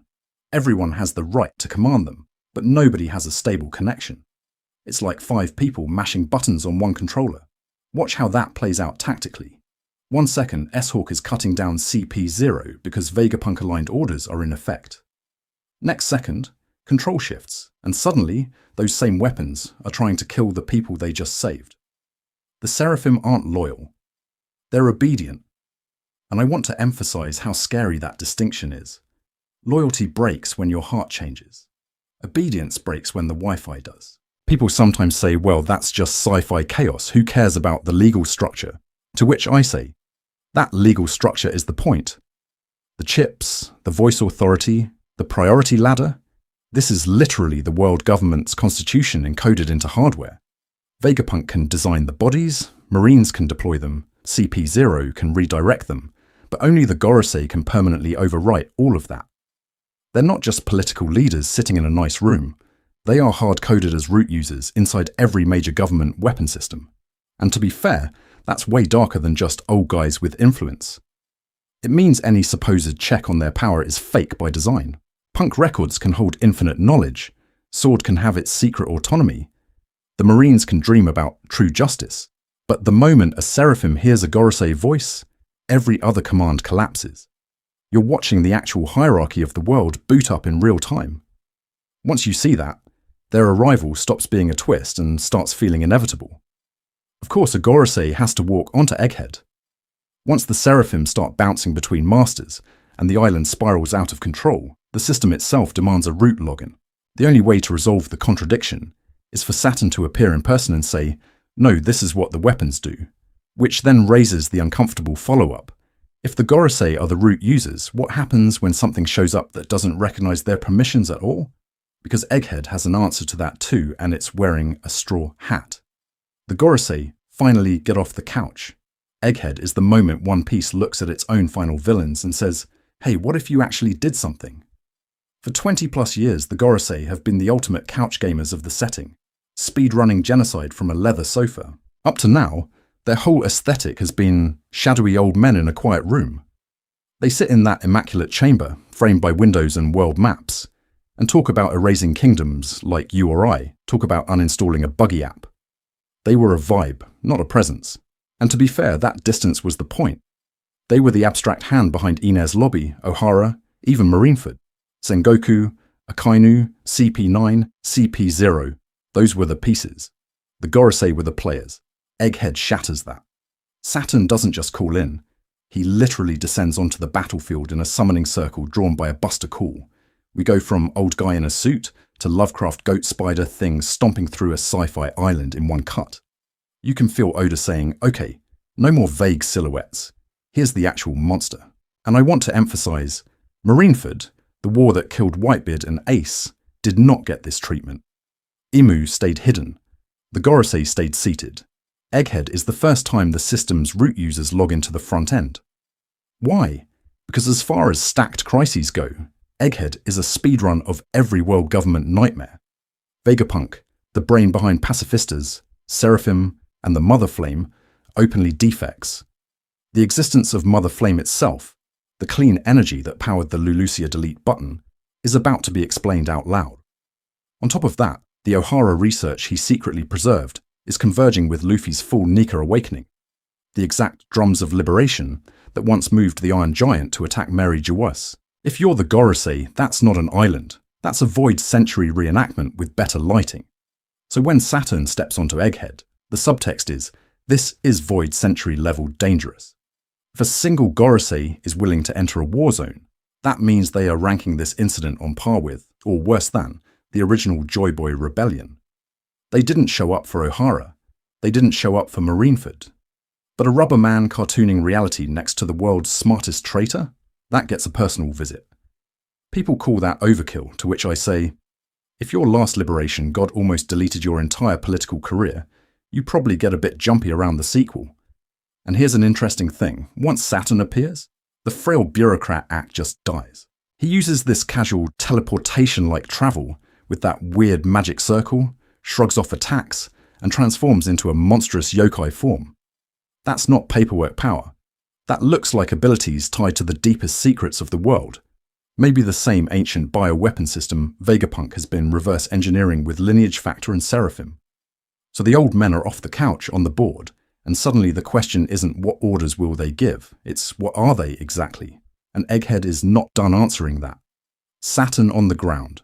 Why a single Gorosei changes the rules of engagement. So when we ask what are they exactly, Egghead immediately answers with, a literal demon, CEO of the apocalypse dropping in via summoning circle, like this is suddenly Chainsaw Man. Saturn does not arrive like a statesman. He gets pentagram ported onto the island in a blood ritual drawn by Marines, then unfolds into this obscene spider centaur chimera. That's not just a strong devil fruit. That's Oda saying, yeah, the power ceiling you thought we had? Cute. Because as far as visual language goes, this is a hard reset. Normal zones have hybrid forms. Saturn has an eldritch LinkedIn profile picture. The horns, the eyes, the way his legs stab into the ground while the ritual brands people around him. This feels less like biology and more like someone weaponized an ancient curse system Vegapunk has only half reverse engineered. People like to say, oh, it's just a mythical zone, to which I say, cool, show me the mythical zone that teleports via satanic crop circle and paralyzes people by existing. Here's an interesting thing. The moment he lands, the entire chain of command we've been trained on for 1,000 chapters just collapses. Kizaru, an admiral who used to be the final boss of arcs, is suddenly the guy getting told don't move, like a misbehaving intern. Saturn overrides Vegapunk's Seraphim authority with a word. He casually greenlights an island-wide purge order that makes Ohara look like a warning shot. CP0, Pacifista, Marines, even the Buster Call ships, they're not forces anymore, they're his stationery. And, to be fair, we always knew the Gorosei outranked admirals on paper, but Egghead is the first time the story shows what that actually feels like. Kizaru isn't just following orders, he's visibly trapped between his mission and his personal feelings, while Saturn treats him as a lightspeed Roomba that's starting to glitch. The Pacifista, those same robots that once turned Marineford into a laser spam hellscape, now stand down the second a Gorosei opens his mouth. The psychological message to us and to the cast is brutal. All those endgame weapons were just the tutorial. I want to emphasize how weird this is for One Piece's usual balance. Up to now, top-tier power has always been mediated through proxies. Admirals, warlords, cypherpole, revolutionary commanders, Yonko crews. The real old guys stayed in smoke-filled rooms, playing Risk. Saturn stepping onto Egghead in person is the world government admitting that layer of insulation has failed. The Joy Boy threat is real enough that they're cashing in their last secret chips. So when Saturn walks through laser fire, shrugs off giant robot punches, and turns the battlefield into a ritual site, it's not just spectacle. It's a mission statement. The Final Saga isn't the era of fighting the Marines anymore. It's the era of fighting the people who invented the Marines. And if this is what one Gorosei looks like on the ground, what happens when the others, and the thing above them, decide to stop hiding? Egghead as the prototype new Marineford. And here's an interesting thing. Egghead is basically Marineford, wearing nerd glasses. Same core disaster, different flavor of apocalypse. Marineford was the world's biggest public execution stream. Egghead starts as a quiet hit job and accidentally turns into the deadliest TED Talk in history. Marineford's setup is really simple. The Marines grab Ace, schedule a public execution, and hang a giant "Dear Whitebeard, please invade us" sign over Marineford. It's bait, it's theatre. The whole point is to flex the system's power in front of the world. Egghead. The world government literally tries the opposite. They send CP0 to erase Vegapunk in secret, cut communications, and quietly delete the guy who knows too much. And then Vegapunk goes. To which I say, what if my assassination arc was also a global lore drop, and flips the switch on a broadcast that beams forbidden history to every corner of the sea? Structurally, though, it's the same recipe. You've got Yonko forces on the move, Luffy's crew, Kid and Law's aftermath presence in the narrative, Blackbeard's weird off-screen plays circling the island. You've got admirals and top marines, Kizaru leading a full-scale Buster Call Plus, Saturn as a Gorosei DLC, and the fleet of vice admirals who exist to get one shot and sell merch. In Marineford, that role was filled by warlords. Here the Seraphims step in as their creepy child soldier remakes, plus Lucci and Kaku as the budget Mihawk and Crocodile of this incident. And to be fair, both arcs gather the world government's brain trust in one place. Sengoku, Garp, the warlords, the admirals, the elders watching from their comfy box at Marineford.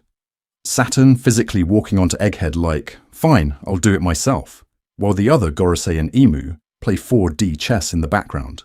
It's the same idea. Compress every major power system into one island and shake it until something breaks. But the key difference is what they're trying to protect. Marineford is about preserving the status quo by killing a pirate. Ace is dangerous, but mostly as a symbol. The message is, fall in line. The era of Whitebeard is over. Don't get ideas. Egghead is about desperately patching a collapsing system by silencing a scientist. Vegapunk doesn't command an army. He commands information. Because as far as the government is concerned, a guy who can explain the Void Century, ancient weapons, and the Mother Flame is way scarier than another rubber boy. I want to emphasize this. Marineford reshapes the power balance of the old era through death. Whitebeard dies, Ace dies, Blackbeard levels up, and the world map gets redrawn. Egghead is built to do the same thing, but through a leak. The Egghead Incident isn't just who wins the fight, it's what survives the broadcast. Even if Luffy escapes or dies or gets turned into Joy Boy flavoured paste, the real damage is that the illusion of government invincibility starts to crack on screen for everyone. People say, isn't that too big to happen this early in the Final Saga? And I kind of get it, but actually, Marineford hit before we even had half the current lore. Oda loves dropping a war first and unpacking the trauma later. Egghead is that again, a prototype new Marineford. Except this time, the most dangerous casualty might be the lie the world's been living under. And if this is the war to control information, who's best positioned to weaponize that chaos once the signal goes out? Meanwhile, in the shadows, Blackbeard's fingerprints on Egghead. Who's best positioned to weaponize that chaos once the signal goes out? It's not Luffy, it's not the Gorosei, it's the guy who treats global catastrophes like a clearance sale, Marshall D. I shop in the rubble, Teach, because as far as recent moves go, Blackbeard has quietly had one of the craziest opening hands of the Final Saga. He kidnaps Kobe not for a mustache-twirling hostage plot, but to bargain with the world government for pirate sovereignty. He jumps Law in the middle of nowhere with a hand-picked squad, trying to rip the Ope and other busted abilities straight out of his crew. He splits his forces like a CEO divvying up interns. One group hunting Hancock's Mero, one dancing around Garp and Hachinosu, another drifting suspiciously close to Egghead, right when the island becomes a live grenade. That's not random, that's a devil fruit acquisition system. Here's an interesting thing, Egghead is framed as Vegapunk's island, but structurally it's a junkyard Blackbeard arc. We've already seen his pattern. At Marineford, he doesn't win the war. He just shows up in the fourth quarter, steals Whitebeard's power, and walks out with the franchise. On Hachinosu, he lives off the leftovers of rocks. Even his base is literally a repurposed Yonko corpse of an island. So when we see a Blackbeard ship near Egghead, that's the story quietly putting a sticky note on the aftermath. People go, but he's not even on the island, does it really matter? To which I say, that's the point. Blackbeard's entire thing is letting the world government overreact, let the Marines burn their own assets, and then he sifts through the ashes for anything that still has a pulse or a paramecia. Vegapunk's tech, the Seraphim Punk records, all of that is overkill by design. Once Saturn and Kizaru are done turning Egghead into a crime scene, who shows up to loot the evidence? Probably not the guy sailing in a bright orange lion ship. I want to emphasize how little Teach actually needs Vegapunk alive. He doesn't care about the ethics, the Void Century, any of that lore we obsess over. He wants broken toys, a damaged Seraphim body he can reverse engineer, abandoned pacifista blueprints, a half-functional Mother Flame battery, even leaked lineage factor notes that let him upgrade his already cursed collection of powers into a full Frankenstein empire. Give this man one busted laser and a free afternoon, and he's stapling it to some poor Titanic captain. And to be fair, the pattern is loud. Marineford ends with him stealing Whitebeard's quake power. The Rockyport incident quietly hands him Hachinosu. If Egghead is new Marineford for information and technology, it's not crazy to expect the Fallout to hand him the next broken piece of the world he needs. The only real question is, when the smoke clears, what exactly will still be lying around for a scavenger king to claim? And who's accidentally delivering it right to his door? The Iron Giant wakes up. Why a 200-year-old robot cares about Nika? And speaking of accidentally delivering things, Egghead also quietly delivers the wildest Amazon package of all time. A 200-year-old war robot that only wakes up for Luffy's goofy drum solo. People call the Iron Giant a random lore dump, to which I say, mate, this is the opposite of random. This thing is literally a walking spoiler for the Void Century that Oda parked in the story 200 years early, then set on a timer called Joy Boy's heartbeat. We're told it was built in the Void Century. It marched up to Marie-Joie 2 centuries ago, tried to attack the Celestial Dragons, ran out of juice, and has just been sitting there like a dead PS2 until Egghead. Then Luffy hits full Nika, the drums of liberation start, and suddenly, Windows Update complete. Here's an interesting thing. The story could have made it react to Conqueror's Haki, or some vague Will of D. But it doesn't. It responds to the rhythm. That implies the Ancient Kingdom wasn't just building big weapons. They were building hardware literally tuned to Joy Boy's signal. This isn't a robot with a key. It's a Bluetooth speaker that only pairs with Nika. And to be fair, that sounds ridiculous until you remember Skipia already framed Voice of All Things as a kind of cosmic Wi-Fi. The Iron Giant is just the first time we see that idea expressed as industrial design. Because as far as Ancient Kingdom tech goes, this suddenly makes Noah, Poseidon, and even the Pluton blueprints look less like disconnected superweapons and more like a coherent ecosystem. Noah is a ship that only moves when the Sea Kings, guided by Poseidon, answer Joy Boy's promise. Pluton is a warship design the world government is terrified of, so much that they preserved the blueprints just to control it. Now toss in a Joy Boy activated robot that walks itself to Marie-Joie. That's not 3 random nukes. That's a liberation infrastructure stack. Transport, communication, artillery, and a user authentication system called Are You Actually Joy Boy, though? The tragic part is that 200 years ago, the system tried to boot without the right user. The Iron Giant hears the drums, stumbles toward Marie-Joie, and then just dies. No Nika fruit awakened, no real Joy Boy candidate, just a failed ping on the network. It mirrors every almost liberation we've seen. Fisher Tiger freeing slaves but not breaking the system, Otoheime's dream stalling out. Even the Sun Pirates burning their mark, but not the brand itself. Egghead is the first time the hardware and the software line up, real Nika, real Void Century tech, live connection. And this is exactly why Vegapunk is obsessed with the thing. I want to emphasize the Iron Giant isn't just cool background flavor, it's Vegapunk's origin story. As a kid, he sees this impossible robot that runs on no known power source, allegedly moved by a mysterious sound, and his brain just breaks in the best way. Punk records, the energy research, the mother flame. His whole career is him trying to reverse engineer that one Void Century artifact. Egghead exists because a dead Joy Boy Roomba made him curious, which is where this gets terrifying. If the Iron Giant is a Joy Boy detector, a machine that moves toward liberation, then what is the mother flame? Same civilization, same energy mystery, but pointed the other way.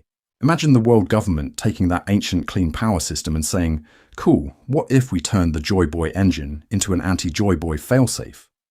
A weapon that doesn't wake up for the drums of liberation, but silences them. So if one relic is literally walking toward Nika, and the other might be designed to erase him, what happens when both of those blueprints finally sync up on Egghead? And who's actually holding the off switch? Egghead's architecture is lying to you. Sky Islands, Eni's Lobby, and the Ancient Kingdom. So when we ask who's holding the off switch, Egghead basically stands up and goes, "Hi, it's me, I'm the manual." Because as far as visual design goes, this island is screaming that the Ancient Kingdom has been photo-bombing the series for 1,000 chapters. Look at Egghead from a distance. You've got those cloud-like rings and light paths wrapping the island, people literally riding beams up to the lab. That's just Skypia's cloud roads in a sci-fi filter. The clean white towers, the central gate, the big pristine causeways over the sea. That's Eni's Lobby cosplaying as a future tech campus. And those energy domes and laser grids are basically Shandora's light dials turned into a full urban power system. Oda could have drawn any random robot island, to which I say, why did he pick 3 aesthetics we've already seen in Holy Land in the Sky, Ancient Ruin, and World Government Fortress arcs? Here's an interesting thing. If this were just Oda reusing cool shapes, you'd expect vague echoes. Instead, it's one-to-one callbacks. Skypia's upper yard had discrete zones: forest, sacrificial altars, ruins, each with specific trials. Egghead's lab phases are literally color-coded modules. The Fabrio phase, the Labo phase, the scrapyards, and sealed-off sections. Shandora was an ancient city buried, then elevated into the sky. Egghead is a techno-city stacked vertically on artificial clouds. It feels like Vegapunk rebuilt a Void Century city from blueprints he shouldn't have. And to be fair, he kind of did. The sea train that connects to Eni's Lobby runs on a miracle power source. Eni's Lobby's eternal daytime? Another miracle. Back then it felt like Oda just wanted a cool train and a dramatic sun. But Egghead retroactively points and says, no, that's the same clean energy obsession as Vegapunk's mother flame. A global light switch, a train that ignores weather, an island that never sleeps. These are all tiny weaponized slices of whatever powered the Ancient Kingdom. I want to emphasize how modular this looks. Egghead's domes, phases, and climate controls feel like plug-and-play city blocks. Skypia's cloud infrastructure, Shandora's light dials, Eni's Lobby's Justice Hub layout, they all read like someone ripped pieces off a standardized ancient techno-city and slapped them onto sky islands and government bases. The world government didn't invent this stuff. They're Frankensteining it, which recontextualizes the Straw Hats' whole trip. They weren't just visiting quirky-themed islands. They've been walking across the corpse of one civilization, chopped up and reskinned. Skypia wasn't a random detour, it was the ancient Skytech tutorial. Eni's Lobby wasn't just a rescue mission, it was their first tour inside a repurposed Ancient Kingdom control node. But why would the world government keep the aesthetic? Why does Eni's lobby look like a holy cousin to Egghead instead of burying that style forever? And why does Vegapunk's lab feel like both a shrine to that lost design and the perfect place to publicly execute its last priest? From O'Hara's ashes to Egghead's hard drive, Vegapunk's biggest crime. So when we talk about Egghead as an execution stage, it's not just Vegapunk on the chopping block, it's the architectural sequel to O'Hara's tree. Eni's lobby is the in-between fossil, but Egghead is where we finally see what happens when you don't manage to burn the library all the way down. Let's rewind to the version of O'Hara we get on Egghead, because as far as retroactive lore drops go, this one's brutal. We already knew the Buster Call was bad, but Vegapunk's retelling sharpens every frame. Clover walking up to the Den Den Mushi, calmly speedrunning 800 years of forbidden history, and getting literally sniped mid-sentence the second he says the name of that kingdom was. The scholars barricade themselves inside the Tree of Knowledge, books piled everywhere, refusing to leave because the real evacuation is getting the research out. Outside, Robin's watching her entire island get vaporized by battleship lasers, while the last thing her mum does is run toward fire, not away from it. And then we get the detail that changes everything. The books in the lake. In the chaos, the scholars start hurling volumes out the windows, students form a relay, and the escape plan is just drown the library before the government can erase it. It's such a messy, desperate system that you can almost hear Oda going, yeah, paper burns, water doesn't. Here's an interesting thing. When Vegapunk arrives afterward, he's not this omnipotent sci-fi wizard yet. He's just a guy who walks into a graveyard and finds a lake full of contraband history. And to be fair, most scientists would go, cool crime scene, I'm leaving. Vegapunk instead goes, knowledge is sacred, and immediately decides to rob the world government's bonfire. He doesn't have the money or the manpower, so he literally calls Dragon, who at this point is basically running Revolutionary Army 0.1, and says, hey, want to do your first big war crime? Dragon funds the salvage, Saul leads the giants hauling books out of the water, and suddenly O'Hara's research is alive again, which quietly puts Vegapunk, Dragon, Saul, and Robin in the same conspiracy. Robin is the last survivor of the original scholars. Saul is the guardian who smuggles her out and then later smuggles the books out. Dragon bankrolls the operation. Vegapunk becomes the archivist. Together, they are actively preserving Void Century data in direct defiance of the world government's whole history deletion policy. You want a real crime? It's not laser beams, it's data backup. I want to emphasize how that feeds straight into punk records. People love to call it a goofy brain cloud, to which I say, that's just O'Hara 2.0 with Wi-Fi. It's a digital tree of knowledge, a centralized, ever-growing library where every satellite, every idea, every forbidden scan gets uploaded. The core sin is identical, putting too much truth in one place, and this is exactly what terrifies the Gorosei. O'Hara was a localized threat, one island, one tree, one Nico Robin. You can Buster Call that. Egghead is scalable. If Vegapunk ever fully uploads the Void Century into a networked brain, censorship stops being possible. You can't burn a cloud. You can't Buster Call a thought that's already been shared. Which is why the Egghead Incident has to be Marineford level. The last time they tried to erase a library, they accidentally created the Devil Child, the woman who can read the roadmap to Laugh Tale. They cannot risk creating Neko Robin, but crowdsourced. And the wild part is, we still haven't talked about how the Iron Giant and Nika plug into this same backup file of a Lost Kingdom. Saul the extinct giant, Elbaf, giants, and the hidden backup of history. And that backup file is where Vegapunk just casually drops one of the craziest plot twists in the series, like it's a patch note. We're in the middle of this huge lore dump. Everyone's bracing for Void Century answers. And then he goes, oh yeah, Jaguar D. Saul, he lived. Excuse me? This is the same man we watched burn on O'Hara, the tragic Marine who laughed in the face of an admiral to save a little girl. And now he's alive, wrapped in bandages, covered in scars, quietly hanging out on Elbaf as the guardian of the O'Hara books under giant protection. People called this a cheap fake-out, to which I say, mate, your emotional resilience is the cheap fake-out. Because as far as long-term setup goes, this is Oda revealing that O'Hara didn't just spiritually win through Robin. They literally won the data war. And here's an interesting thing. Saul isn't just the nice vice admiral. He's Jaguar D. Saul, that D. Initial quietly shoves him into the same mythic lane as Luffy, Law, Roger, Garp, and Teach. Suddenly, his role in preserving history stops feeling like a random act of kindness and starts feeling ordained. Like the will of D isn't just about breaking celestial dragons' spines. It's about backing up the save file every time the world government hits format. I want to emphasize how wild it is that the man who told Robin, "You'll find friends," is also the guy physically holding the books that can end the world. Elbaf has basically become Ohara 2.0, but scaled up to giant proportions. We've had this island teased forever as the land of the proud warriors, the place Usopp won't shut up about. Now we learn they're sitting on a library that uses the Ohara books as seed data. That massive Elbaf tree we've glimpsed? Functionally, a new tree of knowledge.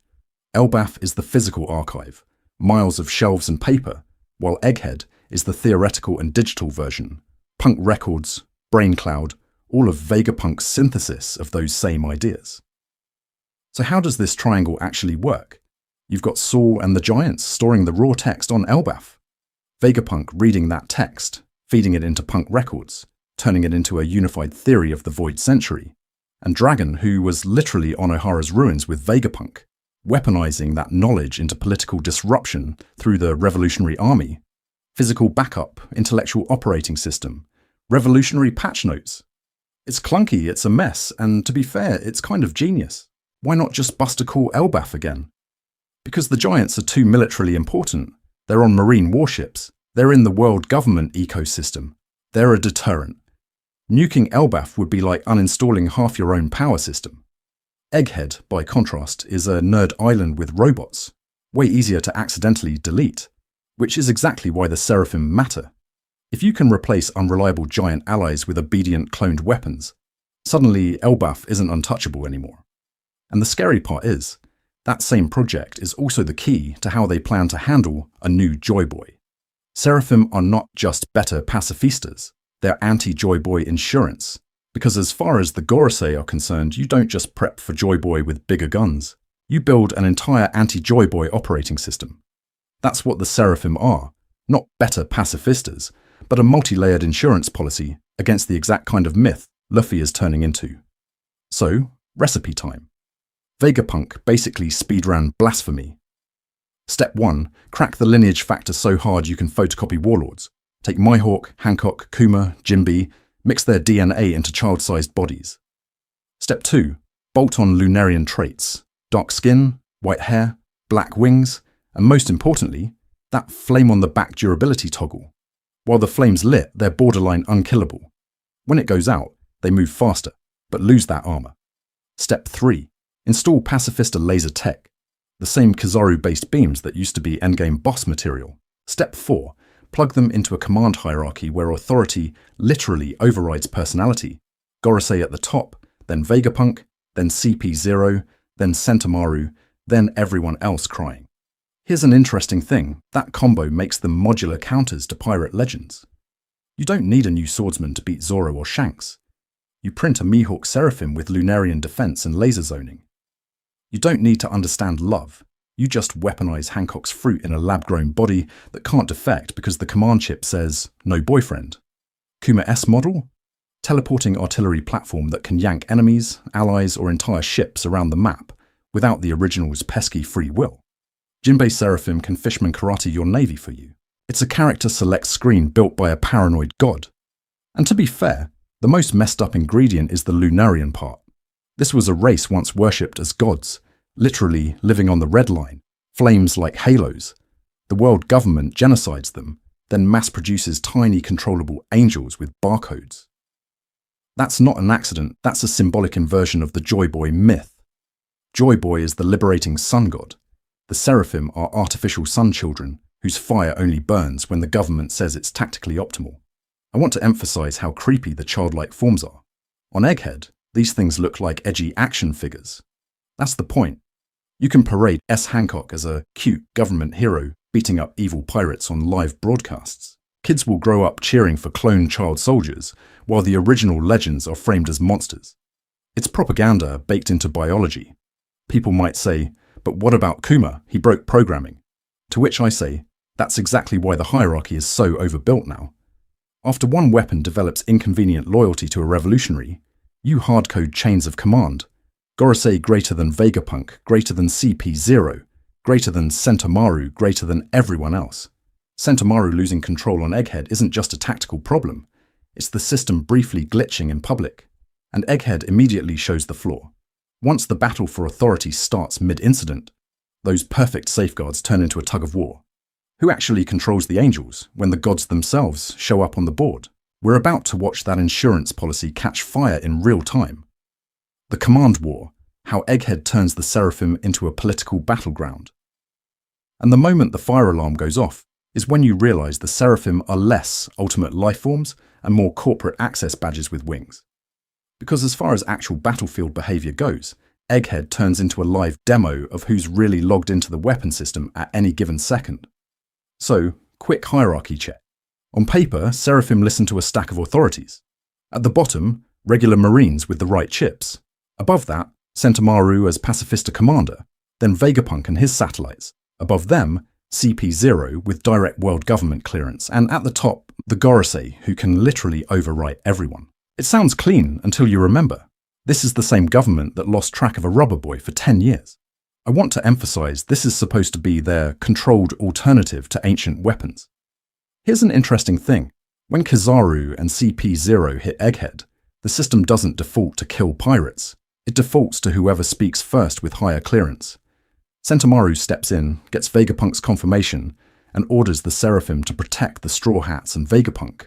Suddenly, these government super weapons are body-blocking CP0, firing lasers at Lucci, and escorting pirates through a collapsing lab.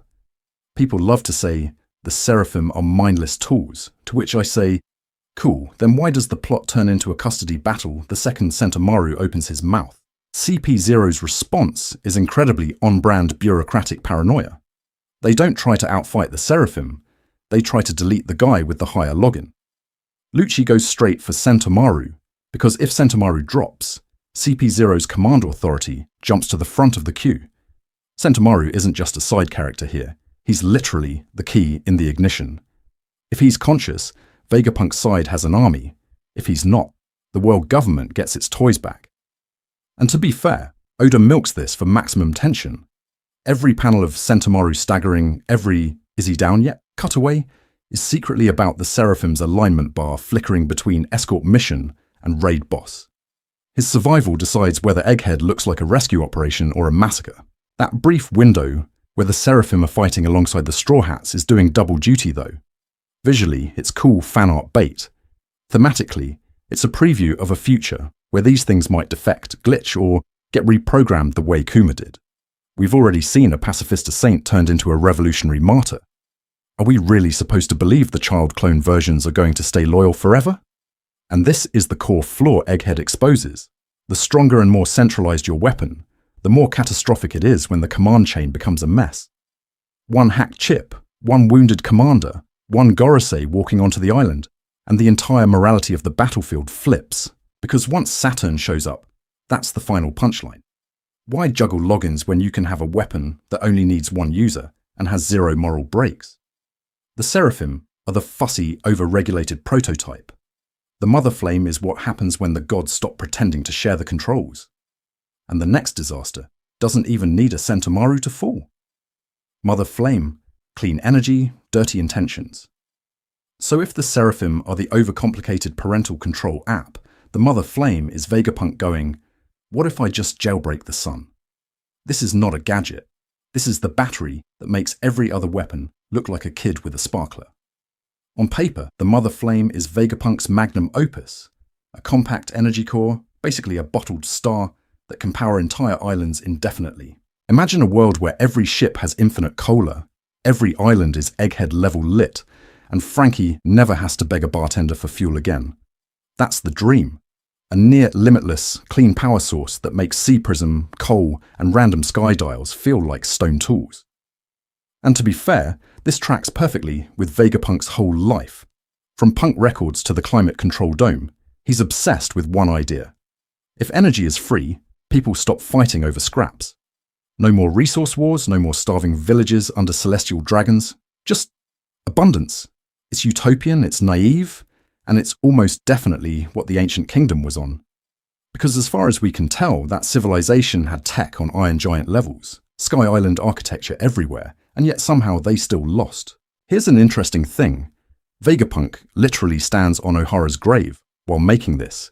He saves their books, preserves the Void Century research, becomes the guy who proves that knowledge can survive a Buster Call, and then accidentally recreates the exact kind of power that probably got the ancient kingdom nuked in the first place. People say, well, he didn't mean for it to be a weapon, to which I say, cool, tell that to Lulusia. Because that one tiny sample of Mother Flame? Imu plugs it into some hidden ancient weapon in the sky, points, clicks, and an entire island is erased from the map like a typo. No rubble, no escapees, just a civilization speedrun, from problematic to what island? That's the moment the vague sci-fi idea becomes a war crime delivery system. Vegapunk built the battery that lets a single person do what it used, to take a whole fleet and a Buster Call to kind of fail at. I want to emphasize how dark that is. The man who honored Ohara's knowledge is now unintentionally the world government's efficiency consultant for genocide. Before, they had to send admirals, risk marines, deal with witnesses. Now, one button, blue beam. Done. The Void Century wasn't just a history, Vegapunk is actively setting up the sequel. And that's the real irony. By chasing the dream of free energy, he repeats the ancient kingdom's sin of making god-tier power scalable, except where that kingdom probably used similar tech to raise islands, power giants, and sync with Joy Boy's drums. Imu's first instinct is delete culture. The horror isn't that Mother Flame exists, it's that we've almost certainly seen the nicer version already. And the story is about to show us exactly how different those use cases were. The ancient kingdom's tech ethic versus Imu's doomsday button. So when we say nicer version, what are we actually talking about? Because as far as raw spectacle goes, the ancient kingdom's stuff is just as stupidly overpowered as Mother Flame. It just doesn't feel like it was built by a Reddit mod, with a god complex. Look at the relics we actually know. You've got the Iron Giant, a 200-year-old robot that climbed the Red Line to punch Mary Joy's because it heard Joy Boy's drums. You've got Noah, a ship the size of a city parked under Fishman Island, explicitly tied to Joy Boy's promise. You've got Poseidon's Sea King command, a literal cross-species communication hack. You've got Pluton's blueprints being preserved in Water 7, implying some kind of reproducible infrastructure weapon. And hanging over all of that is this vague implication of an ancient kingdom energy system, Mother Flame adjacent, that powered sky islands, light roads, and probably half the miracle tech we've seen since Eni's lobby. Here's an interesting thing. None of those are designed for precise surgical erasure. The Iron Giant doesn't have a Buster Call laser. It has pathfinding toward a liberation music. Noah is an evacuation arc, not a sniper rifle. Poseidon doesn't delete islands. She negotiates with kaiju. Even Pluton, for all the apocalypse branding, is framed as a ship that can reshape seas and borders, not quietly remove one country from the map overnight. Compare that to Imu's Mother Flame use case. One shot, one kingdom, wiped. Lulusia isn't conquered, it's erased from the UI. That's not warfare, that's map editing. It's technology as a scalpel for censorship. If a people, an idea, or a piece of history annoys you, you literally drag the eraser over that part of the globe. People say, well, maybe it's just a neutral tool, to which I say, sure. And a guillotine is a neutral neck-shortening device. And to be fair, this is exactly the nightmare Vegapunk walks into on Egghead. He spends his life recreating the ancient kingdom's toolbox. Wireless brain networks with punk records, clean energy with Mother Flame, Seraphim as mass-produced super soldiers, Sky Island architecture that mirrors Shandora and Skypiea. Then he looks up and realizes he has handed all of this to the same institutional mindset that once saw an Iron Giant hear the drums of liberation and said, yeah, delete that era. I want to emphasize how brutal that is for him. This is the Ohara guy. He salvaged their books, kept Clover's research alive, literally proved that the scholars were right, and then accidentally gave their executioners a better gun. If he can't control how his inventions are used, the only variable left is who understands them. That's why the Egghead broadcast matters. His final message isn't just lore, it's a last-ditch attempt to hack the narrative the way Imu hacks geography, to flood the world with context before the next island-sized redaction. And the wild part? The broadcast itself is built on the same ancient kingdom logic of shared information, which is exactly why the people with the Doomsday button cannot let it finish. Saturn descends when the Gorosei finally get their hands dirty. That's the moment the tone shifts. 1 second we're talking about a scrappy old scientist trying to speedrun an info dump, and the next, the camera cuts to a pentagram wheelchair man casually riding shotgun on a marine armada. Egghead stops feeling like O'Hara 2.0 and starts feeling like, what if the final boss patch notes himself into the mid-game? Because as far as world government responses go, we've seen the pattern. Eni's lobby, Buster Core, Sabaody, an admiral, and some disposable celestial dragons. Marineford? 3 admirals, warlords, the works. But all of those are still delegation arcs. The Gorosei stay in their Vatican cosplay room, sipping wine and approving genocide like it's paperwork. Egghead breaks that system. J. Garcia Saturn physically boards Kizaru's fleet just to make sure one old man and one island get deleted correctly. And to be fair, his public persona is designed to make you go, okay, maybe this is the reasonable one. He talks calmly, uses polite phrasing, does the whole regrettable but necessary routine. It's HR language with apocalypse stakes. But here's an interesting thing. The second he activates that summoning circle and sprouts spider legs, the mask drops. He's literally a demonic, regeneration-capable monster who shrugs off Gear 5 hits and commands life and death with a word. The gap between distinguished statesman and eldritch raid boss is the whole point. His presence tells us Egghead isn't a routine cleanup. It's a convergence event. Void Century research from O'Hara, Joy Boy resonance through Luffy's Nika awakening, and hyper-advanced tech like Punk Records and Mother Flame Intel are all stacked on one island. You don't send CP0 to quietly assassinate that. You send the guy who can personally override admirals, Seraphim, and the narrative. Watch how Kizaru behaves around him. This is an admiral who treated the supernovas like chew toys and trolled Whitebeard's crew. And suddenly, he's bowing his head, asking permission, hesitating because I was friends with Vegapunk, while Saturn just stares and says, do your job. People like to say admirals are the peak of government power, to which I say, tell that to the man who can order an admiral to stand down mid-fight and everyone just accepts it. I want to emphasize how rare this is. Marineford, the biggest war of the series so far, did not get a single Gorosei on site. Dressrosa, which involved a rogue warlord, ancient weapons hints, and a kingdom-level cover-up, still got handled by middle management. The fact that Saturn is willing to risk his actual body here tells you the government considers Egghead a bigger existential threat than all of those combined. And yet, his job isn't just kill Vegapunk and go home. He's here to personally manage the Seraphim, lock down any leaks about the Mother Flame, and orchestrate a cover-up if the words Joy Boy or Nika start spreading through that global broadcast. The scary part is that this might not even be his final form of control. Because the more we look at what Saturn does on Egghead, the more it feels like the Seraphim, the Pacifistas, and even the Iron Giant are all test cases for a much older, much darker command system. Kizaru, Vegapunk, and the tragedy of just doing my job. A much older, much darker command system.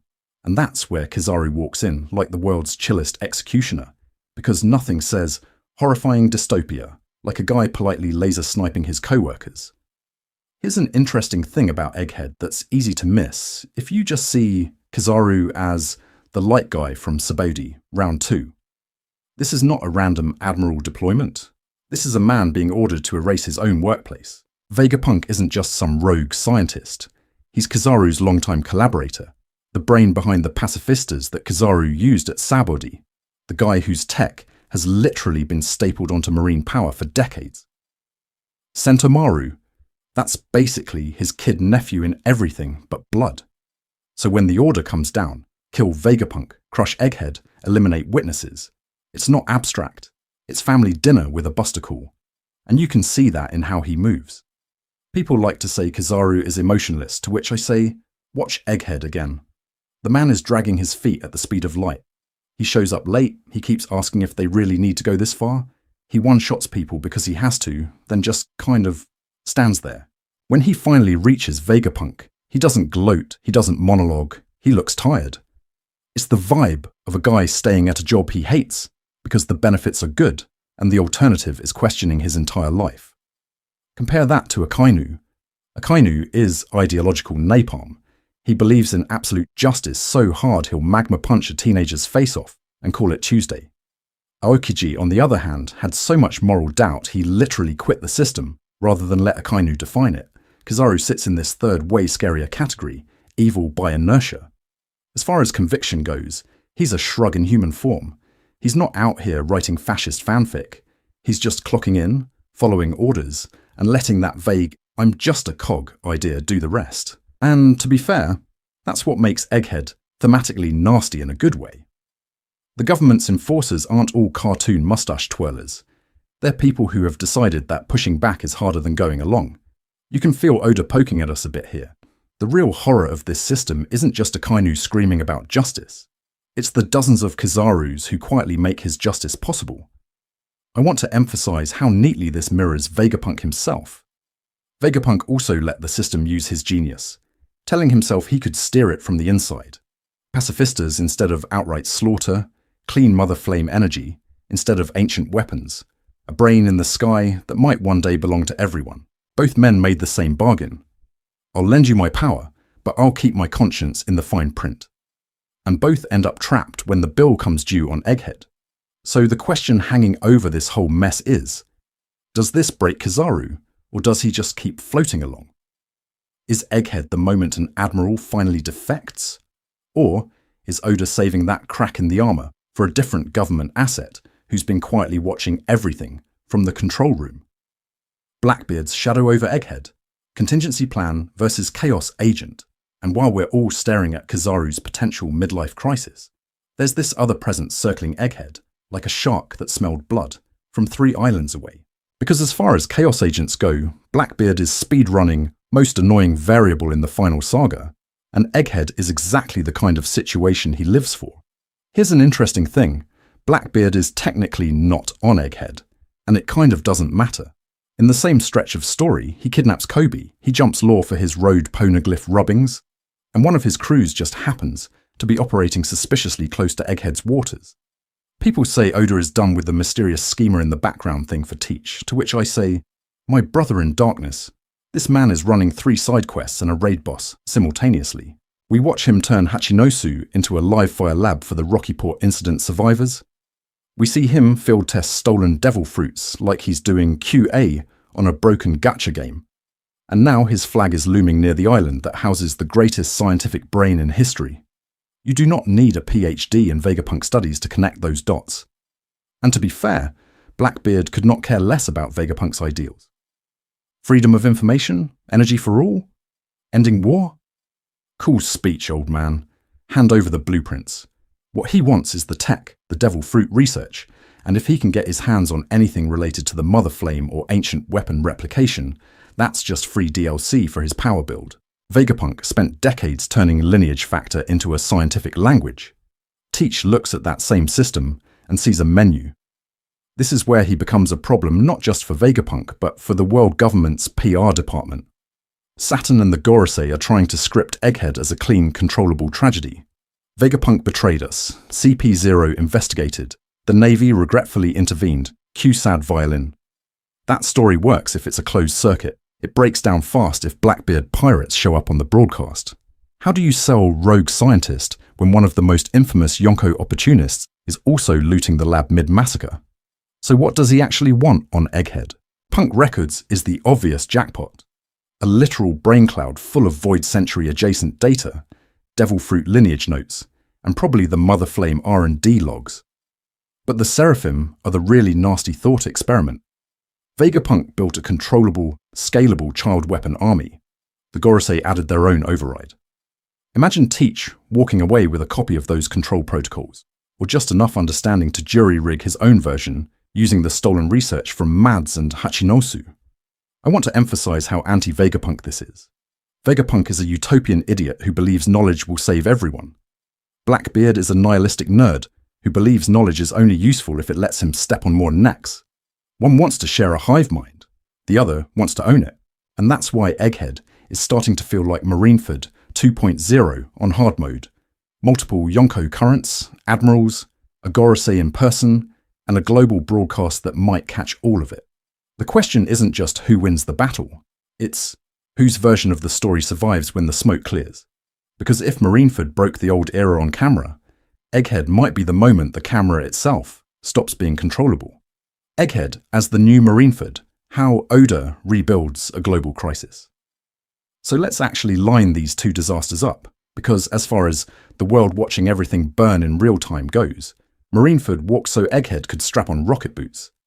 Marineford is built out of really clean ingredients, public execution of Ace on a literal scaffold. 3 admirals on one stage, warlords lined up like a morally bankrupt fashion show. Whitebeard's entire fleet crashing the party, Shanks to hard stop the runtime, Garp and Sengoku as living relics, and a global broadcast so every random guy in East Blue can stress watch the apocalypse. One battlefield, one timer, every power system screaming at once.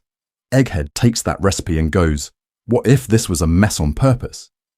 Vegapunk is effectively on death row, but it's not just, we're killing a guy, it's we're killing the smartest brain on the planet and trying to erase his backup hard drive. The Straw Hats aren't plucky upstarts anymore, they're an Emperor crew walking into a kill box. Kizaru shows up with a full Buster Call, Saturn personally descends like your evil grandpa's LinkedIn profile picture. The Seraphim are the Warlords 2.0, and Blackbeard's forces are circling because of course they are. And hanging over all of it is this almost certain worldwide broadcast that can leak 800 years of redacted content. Here's an interesting thing. Marineford's body count is higher in terms of named deaths. Whitebeard, Ace, the end of an era. But Egghead is trying to assassinate something way more abstract and way more dangerous to the world government. Their monopoly on history and information. Ohara destroyed books. Egghead threatens to upload Ohara's ghost straight into everyone's den mushi.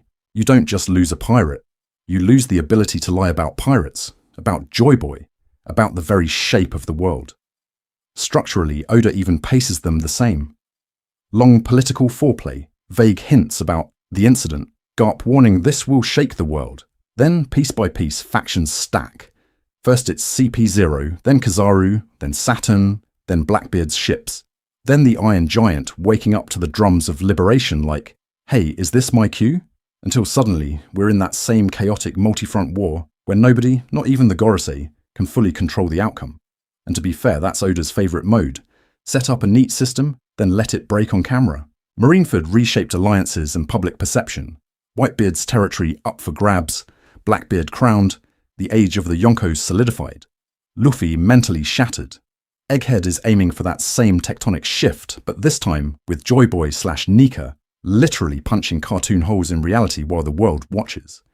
What happens to faith in the world government when the sun god stops being a suppressed folktale and starts trend tagging live? People say Vegapunk's final message is just exposition, to which I say, that's the ace execution speech of this arc. It's the sentence the whole planet will have to answer. And next, we're going to break down exactly what he chooses to say when he finally hijacks the mic. Vegapunk's last will, turning science into a revolutionary broadcast. So how does a Grandpa Einstein with an apple head turn his own murder into a global TED Talk? Vegapunk doesn't just leave a will, he literally weaponizes his obituary. On Egghead, while everyone's distracted by Seraphim, lasers and Luffy doing Looney Tunes war crimes, Vegapunk is quietly doing the most dangerous thing you can do in One Piece, pressing record. He rigs the entire island like a dead man's switch. If his heart stops, the world gets a stream. Not a poneglyph, not a rumour, not a scholar's diary. Live broadcast, unskippable ad, starring the world government's prized scientist. Here's an interesting thing. This isn't coming out of nowhere. This is the Ohara Incident 2.0, but with patch notes. Vegapunk was there after the Buster Call. He saw the books Robin's people died for. He helped Dragon salvage that knowledge from the lake. Ohara's erasure already backfired once because the ideas survived. Vegapunk looks at that, looks at the mother flame he built that Imu used to nuke Lulusia, and goes, okay, if they're going to erase me too, we're making the erasure itself the crime scene. Because as far as guilt arcs go, his is brutal. He gave them pacifistas, lineage factor cloning, the Seraphim, the literal power to recreate ancient weapons. He knows exactly what kind of monster he's been feeding. So he designs a system where the only way to truly silence him is to not kill him. And the Gorosei are not that patient. Technically, it's simple in One Piece terms. Punk Records is the brain, the data bank, where every satellite's thoughts and research are stored. Egghead's transponder snails and those goofy little sky satellites are the nerves and vocal cords, the broadcast infrastructure. Any of his satellites, Shaka, Lilith, Atlas, whichever one doesn't get obliterated first, can trigger the program. Once it's armed, if Vegapunk dies or the island's systems detect catastrophic damage, Punk Records pushes his pre-recorded testimony to every linked snail on the planet. It's a hive mind doing a mass email. Politically, that's a credibility nuke. Imagine being a random citizen who's been told for decades that void century talk is heresy. And suddenly, the government's own science god is on every screen, calmly explaining the ancient kingdom, Joy Boy, and why the Navy's shiny new murder robots are based on lost tech. People say, well, the world government will just call it fake. To which I say, cool, but this is the guy who built their entire military hardware stack. If he's lying, what does that say about them? I want to emphasize how big a heel turn this is. Vegapunk has spent decades pretending to be neutral, chasing pure research, taking government money, building both miracles and war crimes, because, hey, science. Now his greatest invention isn't the Iron Giant or the Seraphim, it's information as a weapon. He points the full weight of his genius at the system itself. And the scary part for the Gorosei is what he's about to connect. The Nika fruit that just happened to end up with Luffy. The D clan that keeps birthing revolutionaries. The ancient kingdom whose tech he's been recreating by accident. Once Vegapunk strings those together on air, how do you spin that as anything other than destiny hijacking your propaganda network? We're about to see that message. And it's not just lore. It's the moment the story tells the world who Joy Boy is supposed to be. So next, we're breaking down the actual content of Vegapunk's broadcast, and why every single sentence is a direct attack on the world government's version of history. Joy Boy, Nika, and the D, clan, Egghead's mythology payoff. And here's the wild part. Vegapunk's about to tell the world who Joy Boy is supposed to be, and he still doesn't actually know. Not fully. We're watching the smartest man alive do lore theory on a live stream. So what does Vegapunk actually have on the whiteboard? First, the Nika stuff. Through the Ohara books and his own research, he knows there was a so-called sun god worshipped by slaves, a laughing liberator whose drums signaled freedom. That's already insane. Then you add the D pattern, these weird trouble magnets who keep showing up at every historical inflection point. Rox, Roger, Rouge, Luffy, Teach, always right where the world order starts to wobble. And to stack it, he personally sees the Iron Giant, a 900-year-old relic of the ancient kingdom, literally wake up to Luffy's heartbeat. Here's an interesting thing. That robot didn't move for centuries when Imu nuked an island, but one goofy rubber guy laughs too loud and it's go time. Because as far as connecting the dots puzzles go, this one is screaming at him. Vegapunk's a scientist, not a priest, so he doesn't go, Luffy is prophecy Jesus. He goes, okay, Joy Boy was probably a real person tied to the Nika legend, someone whose actions match that slave myth so well they fused together. The D aren't a random bloodline twist. They're ideological or genetic inheritors of that role, people predisposed to collide with history. And Luffy? He's the current instance of that recurring Joy Boy function in the world's code. And to be fair, once you factor in the fruit, it gets way less vague.